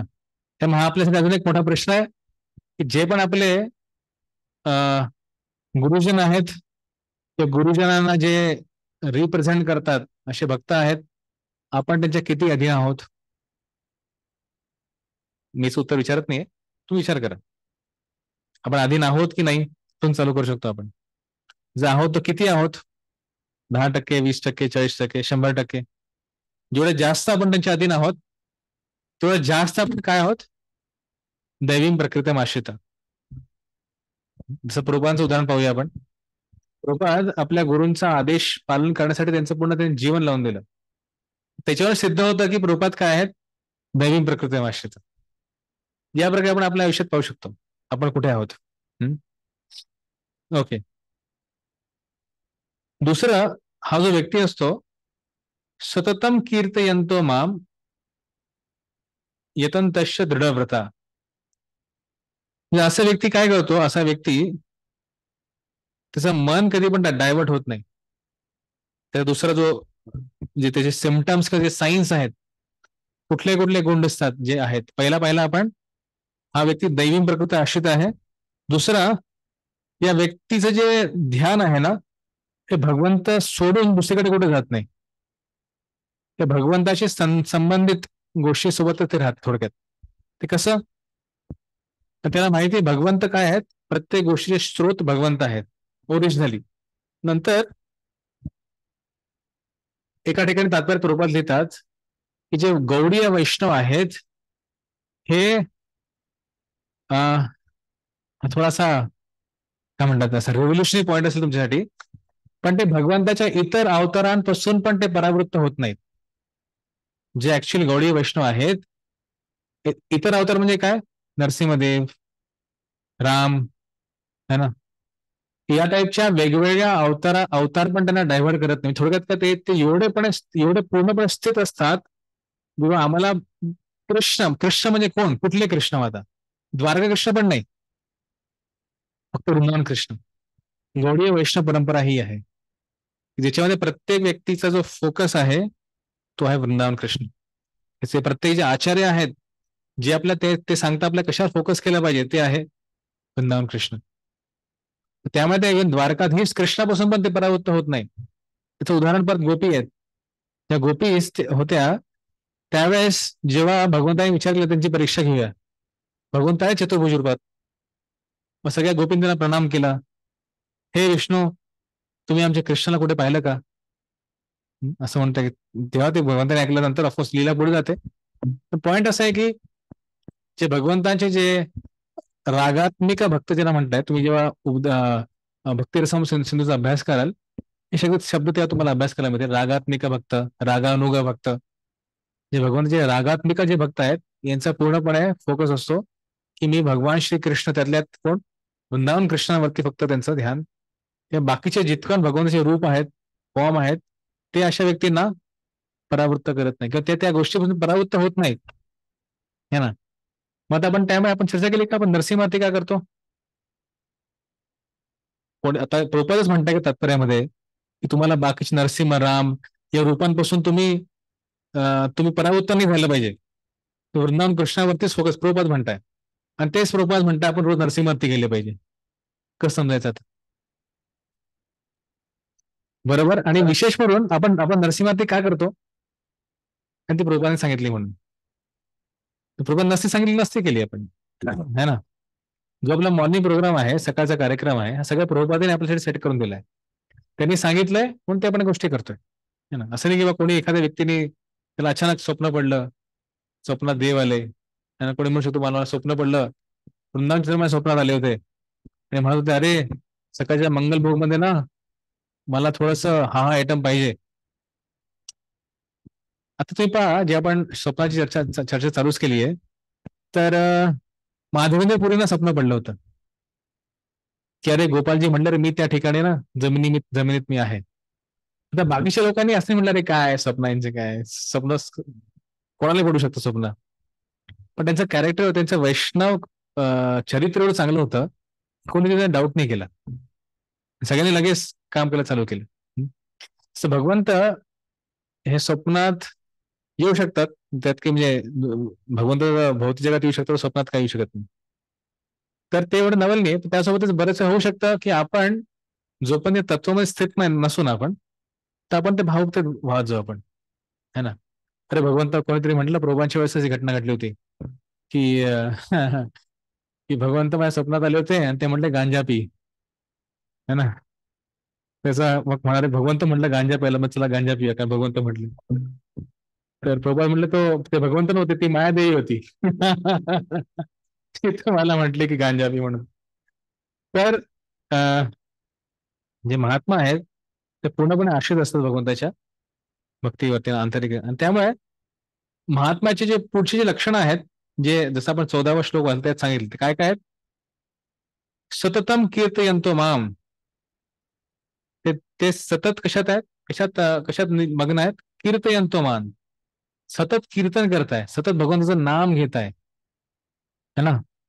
त्याचं उत्कृष्ट उदाहरण कोण आहे, श्री हरिदास ठाकूर, सतत भगवंताचं नाम घेत आहे. दुसरं काय, यतंत्रश्य दृढव्रता, पूर्णतः एक असं उत्साह निश्चय धैर्य त्याच्याने ते काय भक्ती करायचा प्रयत्न करताय. परत हरिदास ठाकूर एवढे विघ्न आलीत, पण कधी पण त्यांनी भक्तीचा असे ठीक आहे भक्ती ठेवून द्या चला. लोकांना प्रॉब्लेम काय होता, अरे तुम्ही एवढे मुसलमान आहात पण तुम्ही अल्लाचं नाव घेतलं पाहिजे, तुम्ही काय हरे कृष्ण करताय, तुम्ही हरे कृष्ण थांबा तर तुम्हाला काही त्रास देणार नाही, एवढंच त्यांना करायचं होतं. तर त्यांनी काय केलं, यतंतश्य दृढव्रता, मला ते पण नाम काय करायचं, मला अजून पण नाम घेणारच नाम. तुकाराम म्हणतात, मी मागे म्हटल्याप्रमाणे फोटो आहे मस्तक तुटव शरीर, नामाचा गजर सोडू नये, नाशवंत देह झाला जरी भंग, तरी कीर्तन रंग सोडू नये. तुकाराम महाराज म्हणता याप्रमाणे.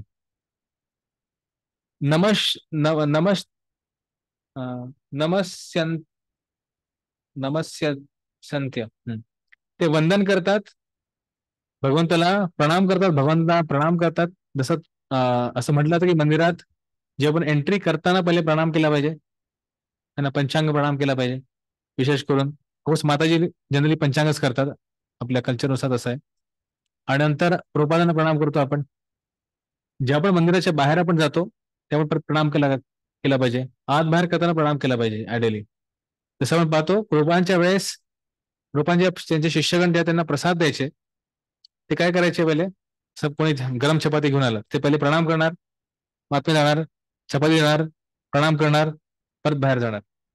पुढची चपाती येताना परत चपाती घेऊन आल्यावरती प्रणाम करणार, चपाती देणार, परत प्रणाम करणार, बाहेर जाणार. याच्याने बेसिकली काय होतं, तो जो नमस्कार आहे, नमस्कार शब्द फार छान शब्द आहे. बेसिकली नमस्कार म्हटल्याने आपण काय करतोय, आपला अहंकाराला आपण नाही म्हणतोय, मी नाही तुम्ही, है ना. त्यामुळे नमस्कार करणे जेवढा आपण कॉन्शियसली किंवा पूर्णपणे आपल्या कॉन्शियसली काय म्हणायचं, नाही चेतना एक आहे, हा जेवढा आपण जागरूकपणे प्रणाम करू ना, असं म्हणजे आपण म्हणतो वैष्णव प्रणाम म्हणतो आपण, वांछा कल्पतरुभ्यश्च, म्हणजे हे समोरचे वैष्णव कोण आहेत ज्यांना प्रणाम करतोय, वांछा कल्पतरू येते, सगळ्या माझ्या इच्छांची परिपूर्ण करण्याची शक्ती ठेवणारे आहेत ते. वांछा कल्पतरुभ्यश्च कृपा सिंधू, कृपेचा सिंधू आहे त्यांच्याकडे. कृपा सिंधूभ्येवच पतितानां पावनेभ्यो, पतित लोकांना पावन करण्याची क्षमता ठेवणारे लोक आहेत ज्यांना प्रणाम करतोय. अशा वैष्णवांना मी प्रणाम करतोय. विचार करा, अशा विचारधारेमध्ये किंवा अशा चेतनेमध्ये आपण प्रणाम केला, तो प्रणाम आपल्याला किती आपल्या आपल्या भक्तीमध्ये किती त्यात प्रगती होऊ शकते फक्त एक व्यवस्थित प्रणाम केल्याने. ते जे भगवंत म्हणताय ते नमस्कार बद्दल बोलताय, वंदन करण्याबद्दल बोलताय, तर ते वंदन त्या चेतनेने जर केलं वैष्णवांना आणि भगवंताला, तर किती आपली प्रगती होऊ शकते. आणि नित्ययुक्ता उपासते, तर नित्य रूपाने काय करता येते त्यांच्यासाठी एकच त्यांचं ध्येय काय आहे आता, भगवंताची पूर्णपणे आराधना की भक्ती करणे. तेच पाहूया इथे काय काय म्हणता इथे. महात्मा जे दैवी प्रकृतीमध्ये स्थित आहेत, मायेच्या अधीन नसतात. कारण हा कुठला श्लोक होता,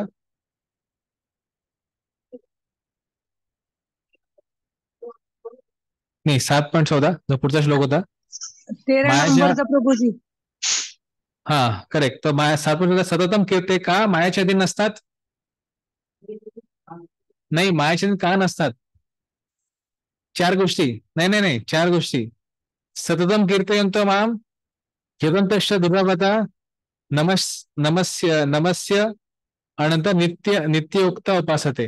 हे 4 गोष्टीमुळे हे व्यक्ती काय असतात, मायाच्या अधीन नसतात आणि दैवी प्रकृतीच्या अधीन असतात. त्यामुळे जेवढ्या आपण 4 गोष्टी करू व्यवस्थितपणे, त्या पण कशा, गुरूंच्या अनुगत्यामध्ये जेवढ्या 4 गोष्टी करू तेवढा आपण दैवी प्रकृतीच्या अधीन जाऊ. तर कृष्णाला शरणागत भक्तच मायेला पार करू शकतो. याचं उदाहरण देता, एकदा परमपूज्य सचिनंदन महाराज आपल्या इस्कॉनमध्ये गुरु आहेत, जर्मनीमध्ये प्रचार करता महाराज. तर ते लहान असताना त्यांचा एक जॉब होता, ते वर्तमानपत्र टाकायचे घरामध्ये, तो त्यांचा जॉब होता त्यावेळेस. ते एका घरात गेले आणि तिथे त्या घरात फार मोठा कुत्रा होता, म्हणजे एकदम बलिष्ठ असा मोठा शरीर असलेला कुत्रा होता. तर पहिले तो शांत बसला होता असा. जसं त्यांनी पाहिलं इकडनं हे येतात, त्यावेळेस ते महाराज नव्हते, जे काही त्यांचं नाव होतं ते येत होते आणि खाना कुत्रा दोघांचं असं डोळे एकमेकाला मिळले गेले है ना. जसे समोर जात होते तसा हा कुत्रा अजून असं वरती उठवत होता, उठत पूर्ण उभा राहिला आता कुत्रा. आणि हा जस्ट आता महाराजांवरती उडी मारणार होता तेव्हा त्याचे मालक म्हणले, टॉमी फ्रीज. त्याचं नाव टॉमी होतं. तर लगेच काय आलं, तोच कुत्रा मोठ्या मोठ्या नखावाला, मोठ्या मोठ्या दातवाला, जो एका वेळेस महाराजांवरती आता उडी मारणार होता, तोच कुत्रा त्या महाराजांच्या जवळून त्यांचा पाय सुंगायला लागला. तर महाराज उदाहरण देत होते, जसं ही जी प्रकृती आहे की मायादेवी या प्रकारची, ती भगवंताची बहिरंग शक्ती आहे. पण जेव्हा भगवंत पाहतात की हा भक्त माझं शरण घ्यायचा प्रयत्न करतोय, तीच मायाशक्ती जी आपल्याला एका वेळेस एवढी त्रास देत असते, तीच मायाशक्ती आपल्याला मदत करते भगवंताचं अजून शरण घेण्यासाठी, है ना. त्यामुळे असा भगवंताचा भक्त जो भगवंताला शरणागत होतो तो मायेला पार करू शकतो. भजंती अनन्य मन, अन्य महात्मांच्या संगतीत कृष्णांना आदिपुरुष सर्व कारण मानून पूजा करतात. चतुर्भुज विष्णूंची पण नाही, केवळ द्विभुज कृष्णांना पूजतात, जसं मगाशी म्हटल्याप्रमाणे. ठीक आहे, मी जनरली आधी बोलतो, म्हणतात तेच गोष्टी इथे मी मला दाखवतो, तुमची रिव्हिजन पण होऊन जाते. अन्य देवता मानवाचे देखील चिंतन करीत नाहीत. मग प्रश्न पडू शकतो, ते भगवानची सेवा कशी करतात. तो आपला 14वा श्लोक आहे, जो आपण ऑलरेडी चर्चा केली आहे. अनन्य सततम कीर्तयन्तो माम तदंतश्च दुर्लभता, है ना.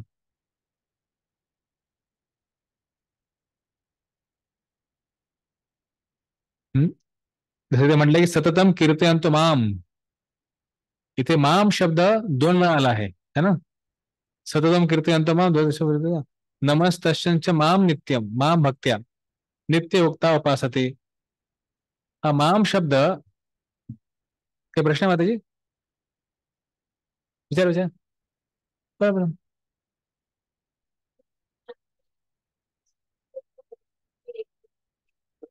हा नाही ठीक आहे, ते मी तुम्हाला दिलं ना. मग पाठवूया, ठीक आहे ठीक आहे. नाही तर तुम्ही काय कराल मग नाही तर मी तुम्ही सगळं पाहून असेल मग मी काय सांगणार मग. ठीक आहे. तर माम शब्द दोनदा आला आहे. दोनदा का आलाय की बाबा थोडक्यात भगवंत एम्फस सांगते मीच, दुसरं नाहीच कोणी. भगवंत स्वतः म्हणताय ही गोष्ट. तसं कीर्तन काय होतं बेसिकली ते नाम रूप गुण लीला यांचं कीर्तन भाई सदैव करतात.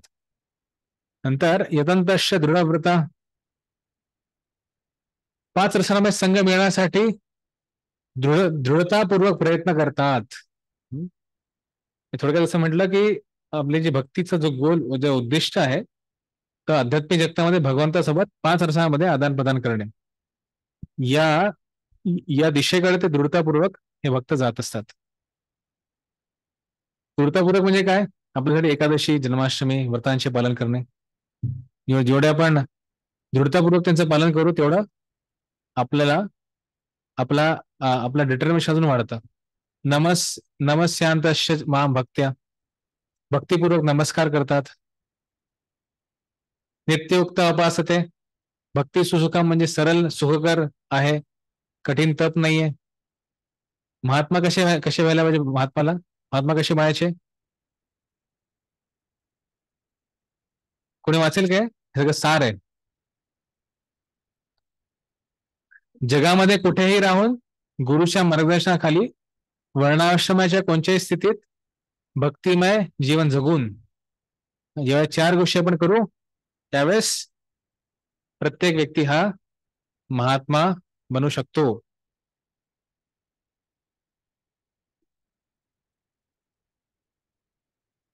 पुढचा प्रश्न पडेल आता आपल्याला.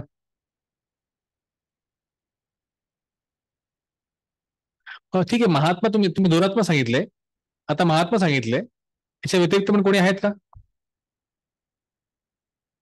तर जे ते कोण आहेत? ते येतं श्लोक क्रमांक 15.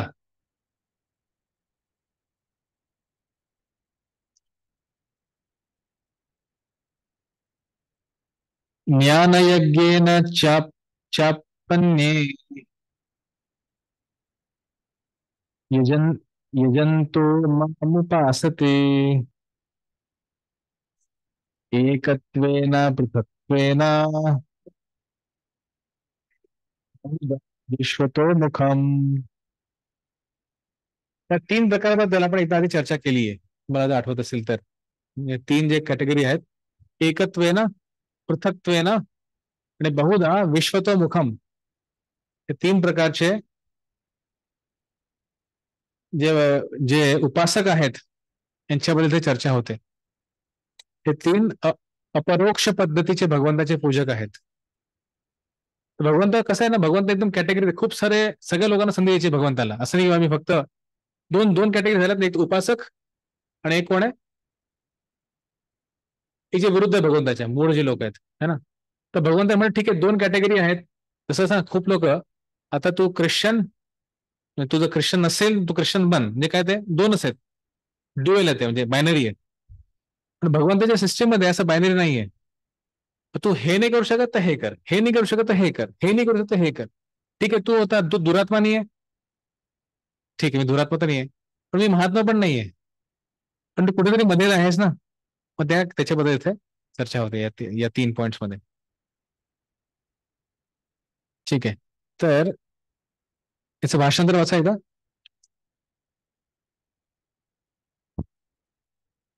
इतर लोक जे ज्ञानरूप यत्न करतात ते भगवंतांची एकमेव द्वितीय रूपामध्ये, विविध रूपांमध्ये आणि विराट विश्वरूपात उपासना करतात. तात्पर्य वाटू बरोबर नाही, आपण इकडेच पाहूया. 3 श्रेणीचे कृष्ण आराधक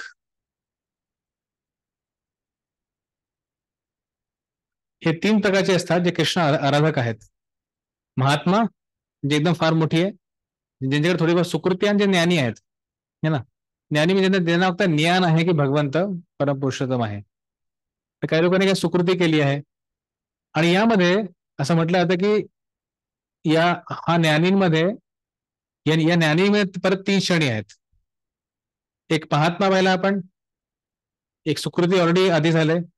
ते ज्ञानी आहेत. ज्ञानी 3 भाग कुठले आता जे आपण या श्लोकात पाहतोय? कुठलं एकत्वेन, पृथक्त्वेन, विश्वतोमुखम. आता एकत्व म्हणजे काय? जे म्हणतात की भगवंतासोबत आम्ही समाविष्ट होतो एकत्वेन, है ना. हा, पृथक्त्वेन म्हणजे काय? जे देवी देवताची पूजा करतात ते. एक्झॅक्टली नाही. जे पृथक्त्वेन आहे ना, ते देवी देवतांची पूजा करतात. पृथक म्हणजे काय? वेगळे, भगवंतापेक्षा वेगळे देवी देवतांची पूजा करतात ते पृथक्त्वेन. विश्वतोमुख म्हणजे काय? ते भगवंत एक विश्वरूप आहेत. त्यातून निसर्गाची पूजा करा, ही सगळी पूजा करा, तसे लोक ते म्हणतात.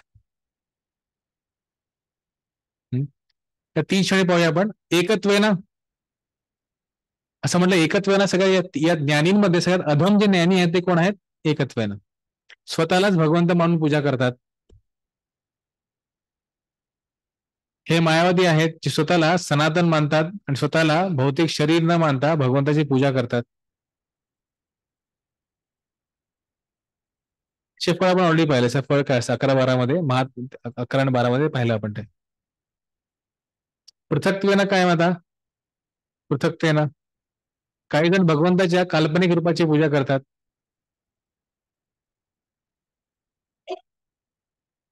किंवा देवतांना भगवंत मानून पूजा करतात. ते गणपती आले तर गणपतीची पूजा, देवी चालू झाली आजपासून, नवरात्री चालू झाली आजपासून, देवीची पूजा, है ना. याचे जे फळ काय असते ते पुढच्या श्लोकामध्ये येणार. ते तिसरं जे आहे ते कोण आहे? विश्वतोमुखम. जे विश्वरूप पूजक आहेत थोडक्यात. विश्वापेक्षा महान काही नाही म्हणून विश्वरूपाला भगवंत समजून पूजा करतात. चे फळ पुढे काही श्लोकामध्ये येईलच. पण असं म्हटलं होतं की या तिघांमध्ये जे तिसरे आहेत ना, विश्वतोमुखम, हे सगळ्यात बेस्ट आहेत. हा, जैन धर्मामध्ये कसली उपासना करतात? ते तर महावीरची करतात.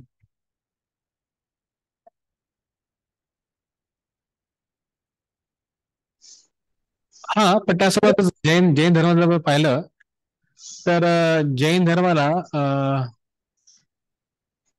ऍक्च्युली त्याची उत्पत्ती झाली जैन धर्माची, तीच ऋषभदेवचा ला इमिटेशन करून झाली. इमिटेशन म्हणजे त्यांना कॉपी केलं लोकांनी. तर ऋषभदेव जे होते फार महान होते, ते भगवंताचे अवतार होते. लोकांना वाटलं मी त्यांच्यासारखे कपडे नाही घालता फिरलो तर काय प्रॉब्लेम आहे, है ना. मी त्यांच्यासारखे केस उपटून काढले तर काय प्रॉब्लेम आहे, है ना. सगळ्या विचित्र गोष्टी बसतात. त्यामुळे जैन धर्म जो आहे, तसं जे शीख धर्म जो आहे ना, याला आपात धर्म म्हटले. आपात धर्म म्हणजे काय? इमर्जन्सी, काही संरक्षण नाही होतं म्हणून त्यांनी त्याला हा एक नवीन धर्म तयार झाला, आपात धर्म. तसं जैन धर्म आहे, याला मला असं वाटतं काय म्हणतात,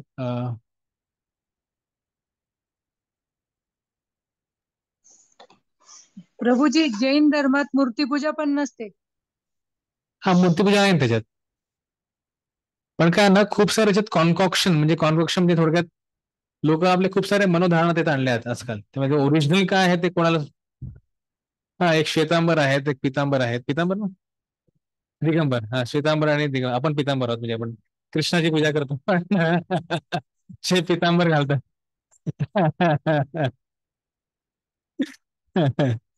ठीक आहे, तुझ्या पुढे जाऊया आपण. ठीक आहे, 16 थोडा पण घ्यायचं का? थोडा अजून जायचं सांगा, आपण थांबूया, काय टेन्शन नाही. प्रभूजी एक प्रश्न होता. हा, प्रभूजी, आपण ते तुम्ही जेव्हा आधीच्या श्लोकामध्ये सांगितलं की 4 लाख एवढी असतात मनुष्य जन्माच्या, तर त्याच्यात मनुष्य जन्म असं कुठल्या याच्यामुळे मनुष्य जन्म मिळतो? कारण बाकीचे तर म्हणजे हे असतं ना. नाही, मला समजलं नाही. म्हणजे कुठल्या याच्यानुसार जन्म मिळतो असं म्हणताय? म्हणजे कुठल्या आधारावर ते व्यक्तीला मनुष्य मिळतो असं म्हणताय? हा, कुठल्या आधारावर? कारण आता आपल्याला हे जी भगवंतांची भक्ती करायला मिळते, किंवा आपण हे जे आपल्याला मिळाले भगवंतांच्या कृपेने, तसं ते बाकीचे जे 4 लाख एवढी आहेत त्याच्यात बाकीच्यांना नाही मिळत ना. म्हणजे भगवंत फक्त हे असं जे मनुष्य जन्मातच फक्त भगवंतांची पूजा करता येते ना. करेक्ट. आणि त्यातल्यात पण फार कमी असे मनुष्य असतात जे ऍक्च्युली पूजा करतात. है ना. किती भक्त आहेत पहा पुण्यातच. खूप म्हणजे नंबर फार रेअर आहे. भगवंत स्वतः म्हणतात ना की मनुष्यानाम सहस्रेषु किंवा सहस्र लोकांमध्ये एखादा व्यक्ती जाण्याचा प्रयत्न करतो. त्यात अशा सहस्रांपैकी माझ्याकडे व्यक्ती येतो आणि अशा आलेल्यापैकी अशा सहस्रपैकी एक व्यक्ती मला ऍक्च्युली प्राप्त करतो. ते कृष्ण भक्ती फार विरल आहे किंवा रेअर आहे, फार विरला आहे. आणि मनुष्य जन्म मिळण्यासाठी खास करून म्हणजे वेगवेगळ्या ठिकाणी वेगवेगळ्या गोष्टी येतात, रेफरन्स येतात. असे म्हटलं तर ज्यावेळेस आपण एखाद्या व्यक्तीला प्रसाद ग्रहण करतो, एखादा प्राणी पण, अशा प्राण्यासाठी गॅरंटी दिली जाते की तो व्यक्तीला त्या प्राण्याला मनुष्य जन्म प्राप्त होईल. मग असे आपण कुठेतरी असो, महापुरुष आले असतील त्यावेळेस, कुठल्या ना कुठल्या योनीत असो, मग कोणाला कोणी कीर्तन केलं असेल, कोणाच्या कुठला तरी प्रसाद मिळाला असेल, काहीतरी मिळालं असेल, कुठेतरी आध्यात्मिक सुकृती झाली असेल, त्याने आपल्याला मनुष्य जन्म फक्त नाही मिळाला, पण भक्तिकारी संधी पण मिळाली. त्यामुळे ती मिळाली आपल्याला, त्याला आपल्याला आता वाया नाही घालवायचं. आणि जसं आपल्याला ती मिळाली ती संधी की आपल्याला ते ज्ञान मिळालंय की मला भक्ती करणं आवश्यक आहे, ते ज्ञान त्याचा काय करायचं, आपल्याला प्रचार करायचा की प्रसार करायचा. जेवढं ते दुसरा सांगू तेवढा जास्तीत जास्त बेनिफिट कोणाचा होईल, आपला होईल. जसं या प्रभुपाद आपल्या गुरुंना भेटले होते, ते गुरु म्हणले तू तू तू काय प्रचार कर. ते असं म्हणलं त्यांना की प्रचार केल्याने समोरचा फायदा होईलच, पण जास्त फायदा कोणाचा होईल, तुझा वैयक्तिकपणे होईल. त्यामुळे आता मला असं वाटतं, मला एक्झॅक्ट समजत नाही तुम्हाला कुठल्या अँगलने सांगायचं की बा तुमचा प्रश्नाचा विचाराचा आशय काय, किंवा हे केल्यानंतर त्याला मनुष्य मिळतो, ते सांगणं फार अवघड आहे. आणि कर्माचं जे कर्माचं सगळं बंधन आहे फार कॉम्प्लिकेटेड आहे, फार ते म्हणजे फार क्लिष्ट आहे. ते कुठल्या याच्यामुळे काय झालं ते सांगणं फार अवघड आहे. म्हणजे प्रभूजी ब्रह्मकुमारीज वाले आहेत ना, ते मला म्हटले होते, मी म्हणजे खूप वाद झाला त्यांचा माझा थोड्या दिवसापूर्वी, तर त्या मला म्हटल्या होत्या की हा मनुष्य जन्म, आता आपण स्त्री जन्मात, आता समजा आम्ही स्त्री जन्मात आहेत, तर पुढचा जन्मही तुम्हाला तसाच मिळेल की. मग मी त्यांना म्हटले की कर्मानुसार भगवंत म्हणतात ना, गीतेमध्ये म्हणताय, कुठला तर श्लोक आहे ते म्हणतात की शरीर सोडा, जो पण विचार करू त्या प्रकारचं कलेवरम आपल्याला मिळेल, त्या प्रकारचं कलेवरम, त्या प्रकारचं शरीर आपल्याला मिळेल. काय श्लोक येतो, अंतकालाच्या मामेव स्मरण मुक्ता कलेवरम. त्यानुसार तो भाव प्राप्त करू. जर एखादी स्त्री आहे, जरी भगवंताचं स्मरण केलं ती पण गोलोक वृंदावनात जाईल. एखादा पुरुष आहे, जर त्याने एखाद्या स्त्रीचा विचार केला तुला स्त्रीचं शरीर प्राप्त होईल. एखाद्या स्त्रीने पुरुषाचा विचार केला त्याला पुरुषाचं शरीर प्राप्त होईल. त्यामुळे ते सगळं कशावर आधारित आहे, आपल्या चेतनेवरती. आपली चेतना कशी आहे की आपण त्यासोबत आपण आयुष्यावर आपली चेतना कशी कल्टिवेट करतोय, सकारात्मक गोष्टीत करतोय की नकारात्मक गोष्टीत करतोय, सगळं त्याच्यावरती आधारित. ठीक आहे, आपण पुढे कंटिन्यू करूया. हे हा या तिन्ही कॅटेगरीमध्ये ते कुठे बसतील, एकच वेगळं किंवा विष्णू कॅरेक्टर म्हणून ते चांगले, पण भगवंतांची काही संबंध नाही. पण त्यांचा उद्देश काय आहे, ते कार्य करायचं ते महत्वाचं आहे ना. त्या उद्देशानुसार ते बसतील कुठेतरी.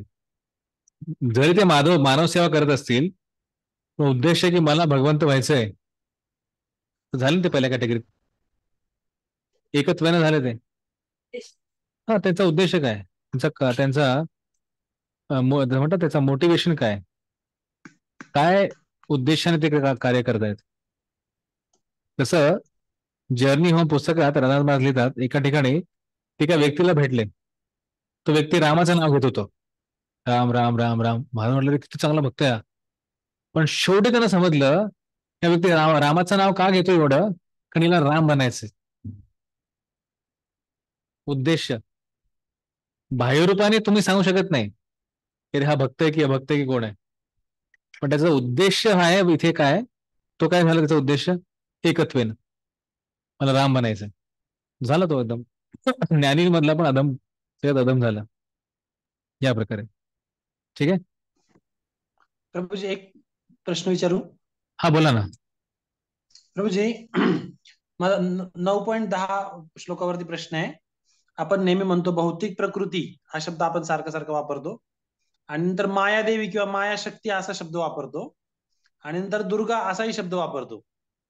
तर मग यांचं कसं रिलेशनशिप आहे? कधी कधी भौतिक प्रकृती म्हणतो, कधी कधी मायादेवी म्हणतो. यांचं कसं रिलेशन तिन्हीचं? संबंध तर कनेक्टेडच आहे ना. जसं आता जे भगवंत म्हणतात किंवा ही माझी अपराशक्ती आहे. अपराशक्ती म्हणजे कोण आहे? बहिरंग शक्ती. ते एकच झालं ना म्हणजे थोडक्यात. आणि नंतर भौतिक प्रकृती, जी भौतिक जगामध्ये भगवंत जी शक्ती कार्य करते ती शक्ती. त्यामुळे ते एक समानार्थी शब्दच आहे ऍक्च्युली, त्यात फरक काही नाही. अच्छा, भौतिक प्रकृती म्हणजेच मायादेवी म्हणजेच दुर्गादेवी. हा हा, येस येस येस. आणि प्रभूजी अजून एक प्रश्न आहे. हा 9.7 वरती जेव्हा भगवंत म्हणतात की कल्पाच्या अंती आणि किंवा कल्पाच्या आरंभी माझ्या शक्तीद्वारे मी पुन्हा त्यांना निर्माण करतो, तर हे आत्मा निर्माण नाही होते, आत्मा तसाच आहे, राईट? फक्त शरीर निर्माण झालं. आत्मा कधी तेव्हा म्हटलं ना, त्यावेळी म्हटले हा पॉईंट किंवा आत्मा सनातन आहे. आत्माची उत्पत्ती का त्याचा विध्वंस कधी होत नाहीये. हे शरीर आहे त्याच्या आसपास त्यांचं सगळं होत आहे. भौतिक जितके पण गोष्टी आहेत ना, त्या गोष्टींचा विनाश होतोय की त्या सगळ्या गोष्टींचं सृजन होतंय थोडक्यात. जसं आत्मा सच्चिदानंद आहे ओरिजिनली. हा, मग आत्म्याचा जन्म नाही आहे, हा हेच आहे फक्त. हा, ठीक आहे. हो प्रभूजी. अजून एक प्रश्न, सॉरी प्रभूजी, विचारू? लास्ट. प्रभूजी, दुसऱ्या श्लोकाचा आहे ना, परपोर्ट मध्ये ना प्रभुपाद शेवटच्या पॅराग्राफ मध्ये म्हणतात की मोक्षानंतरच वास्तविक भक्तीचा प्रारंभ होतो. मुक्त झाल्यावर जेव्हा तो ब्रह्मभूत अवस्थेमध्ये स्थित होतो तेव्हा त्याच्या भक्तीस आरंभ होतो.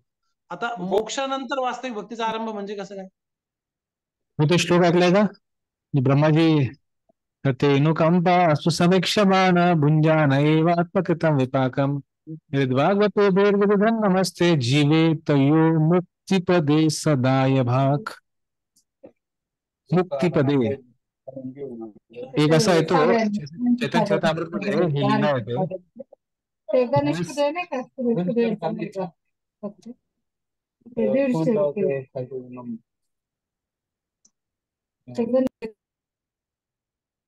कसं त्यावेळेस जेव्हा सार्वभौम भट्टाचार्य हे भक्त बनायच्या आधी नंतर जे भक्त जे बनले महाप्रभूंच्या कृपेने, जेव्हा त्यांनी हा श्लोक पाहिला त्यांनी काय म्हटलं, चला मला शब्द मुक्ती मला तर बिलकुल आवडते शब्द, मुक्तीला बदलून टाका, भक्तिपदे सदाय भाग असा केला. तर महाप्रभू म्हणलं तुम्ही असं चेंज करू शकत नाही भागवतम हे शाश्वत आहे, ते बदल करू शकत नाही आपण. जेव्हा मुक्तीबद्दल इथे चर्चा केली आहे, ती जी मुक्ती आहे ती मुक्ती म्हणजे मुक्तीचे वेगवेगळ्या स्तराचे अर्थ आहेत. जे आपलं भौतिक आयुष्य संपतंय ती पण एक मुक्ती आहे. मग आध्यात्मिकतेकडे पूर्णपणे वळतोय ती पण एक मुक्ती आहे, है ना? पण मुक्तीचे 6-5 प्रकारची मुक्ती आहे. त्यातलं आपण म्हणतो की बाबा भगवंतासोबत राहणं ते आपण आपल्याला ती नकोय, जे भगवंतासोबत शरीरात जाणं ती मुक्ती नको आपल्याला. तर मुक्ती म्हणजे काय? थोडक्यात आपले भौतिक आयुष्य आपलं संपलंय पण आध्यात्मिकतेला आपल्या आयुष्यात आणलंय, ती पण एक मुक्ती आहे.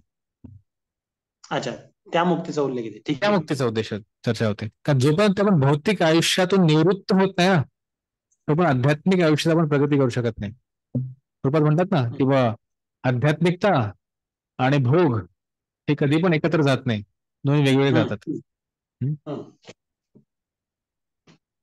ठीक आहे प्रभूजी. Okay, thank you Prabhuji.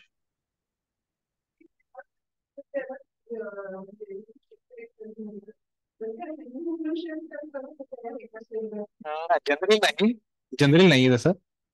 आता विचार करा, एखादा प्राणी आहे, है ना? जसा आता रामानुजाचार्य एकदा प्रसाद त्यांनी ग्रहण केला. प्रसाद ग्रहण केल्यानंतर ते गेले सरोवरात हात धुवायला. जेव्हा ते सरोवरात हात धुवायला गेले, त्याने हात धुतले सरोवरात. त्याने हात धुतला, तिथे मासे होते आणि सरोवरात ते मासे आले वरती पोहत आणि त्याने त्यातला जो राईसचा एक दाणा होता तो खाल्ला. त्यांच्या चतुर्भुज रूपात परिवर्तन होऊन ते चालले गेले वैकुंठात. तो मासा होता.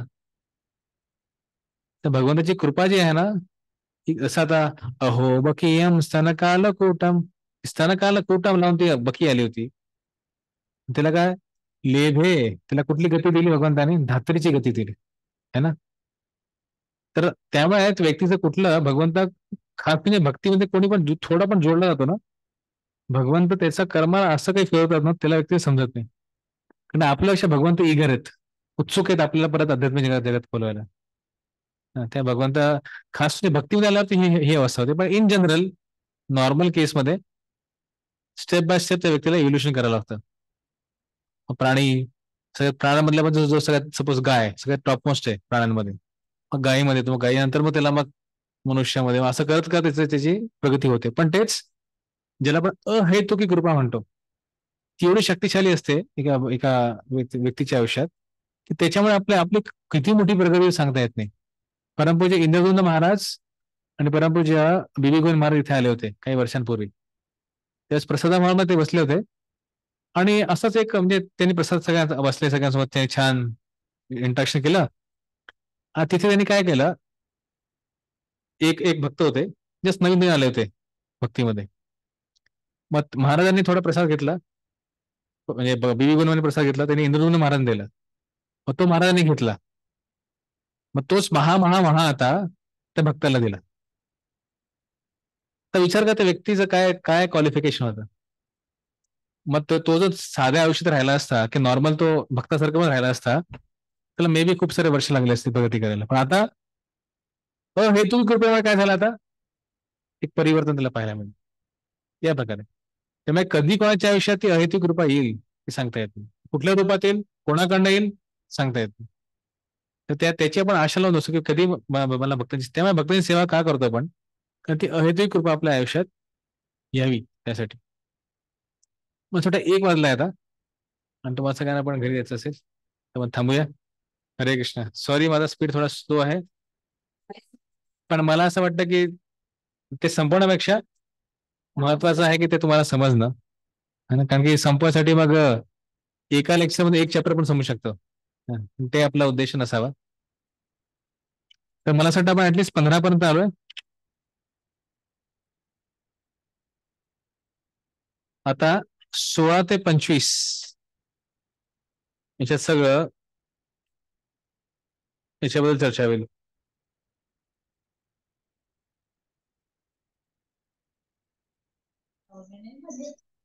हरे कृष्णा प्रभूजी, आजचं पण ते परपोट टाकून द्या Prabhuji please.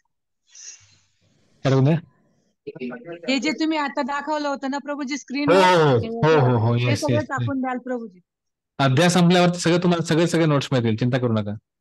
Thank you Prabhuji, thank you. आता काय होईल ना, ऍक्च्युली हे जे 3 आपण कॅटेगरीज पाहिल्यात ना, श्लोक क्रमांक 25 पर्यंत ना या तिघांविषयी चर्चा करतील भगवंत. एकत्वेन पृथक्त्वेन विश्वतोमुखम सगळ्यांमध्ये डिटेलमध्ये जातील. आणि नंतर एकदा 25 झाला की कसं यांची गती एकदम चांगली नसते. भगवंत एकदम इंट्रोड्यूस करतात भक्तीला 9.26 मध्ये. हा मला दाखवलं मगाशी मी, एकदा महात्मा, सुकृती आणि ज्ञानी. तर ज्ञानीमध्ये 3 भाग येत आहे, एकत्वेन पृथक्त्वेन विश्वतोमुखम. आणि मग एकदम अचानक तुम्हाला दिसेल की एकदम एक भगवंत एकदम मुगली टाकतील की पत्रम पुष्यम फलम ते म्हणजे यांती देवव्रता देवान पृथ्वीनांती पुत्रव्रतान त्यावाल्या त्या श्लोकानंतर मग पुत्रम पुष्यम फलम तो यम योमे भक्त्या प्रयशती तदहम भक्त्या तो श्लोक येईल तिथे. त्यानंतर यत करोशी यद अश्नासी यत जुहोशी दासी यत शुभाशुभम असं करत करत भगवंत एकदम भक्तीला एकदम असं इतका भगवंत काय करतात, कॉन्ट्रास्ट दाखवतात की बा हे सगळं आहेत ती का, त्यांची गती काय, आणि हे पा तुला एवढं सिंपल करून दाखवतोय की भक्तीची गती ही.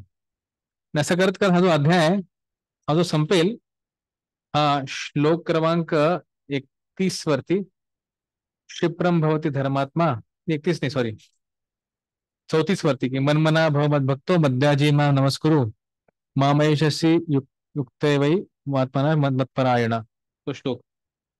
हे सगळे फार फेमस श्लोक आहे याच्यातले आलेले. किम पूर्ण ब्रह्मणा पुण्य भक्ता राजर्षता माम ही पार्थ व्यवसिता योपी स्नो पाप योनया क्षिप्रम भवती धर्मात्मा. जरी एखादा व्यक्ती भक्तीच्या मार्गावरती पतन जरी झालं तरी त्याचं काही टेन्शन नाही म्हटलंय. अपिचे सुदुराचारो दुराचारी, अत्यंत दुराचारी व्यक्ती जरी असला तर त्याला साधूच समजले पाहिजे.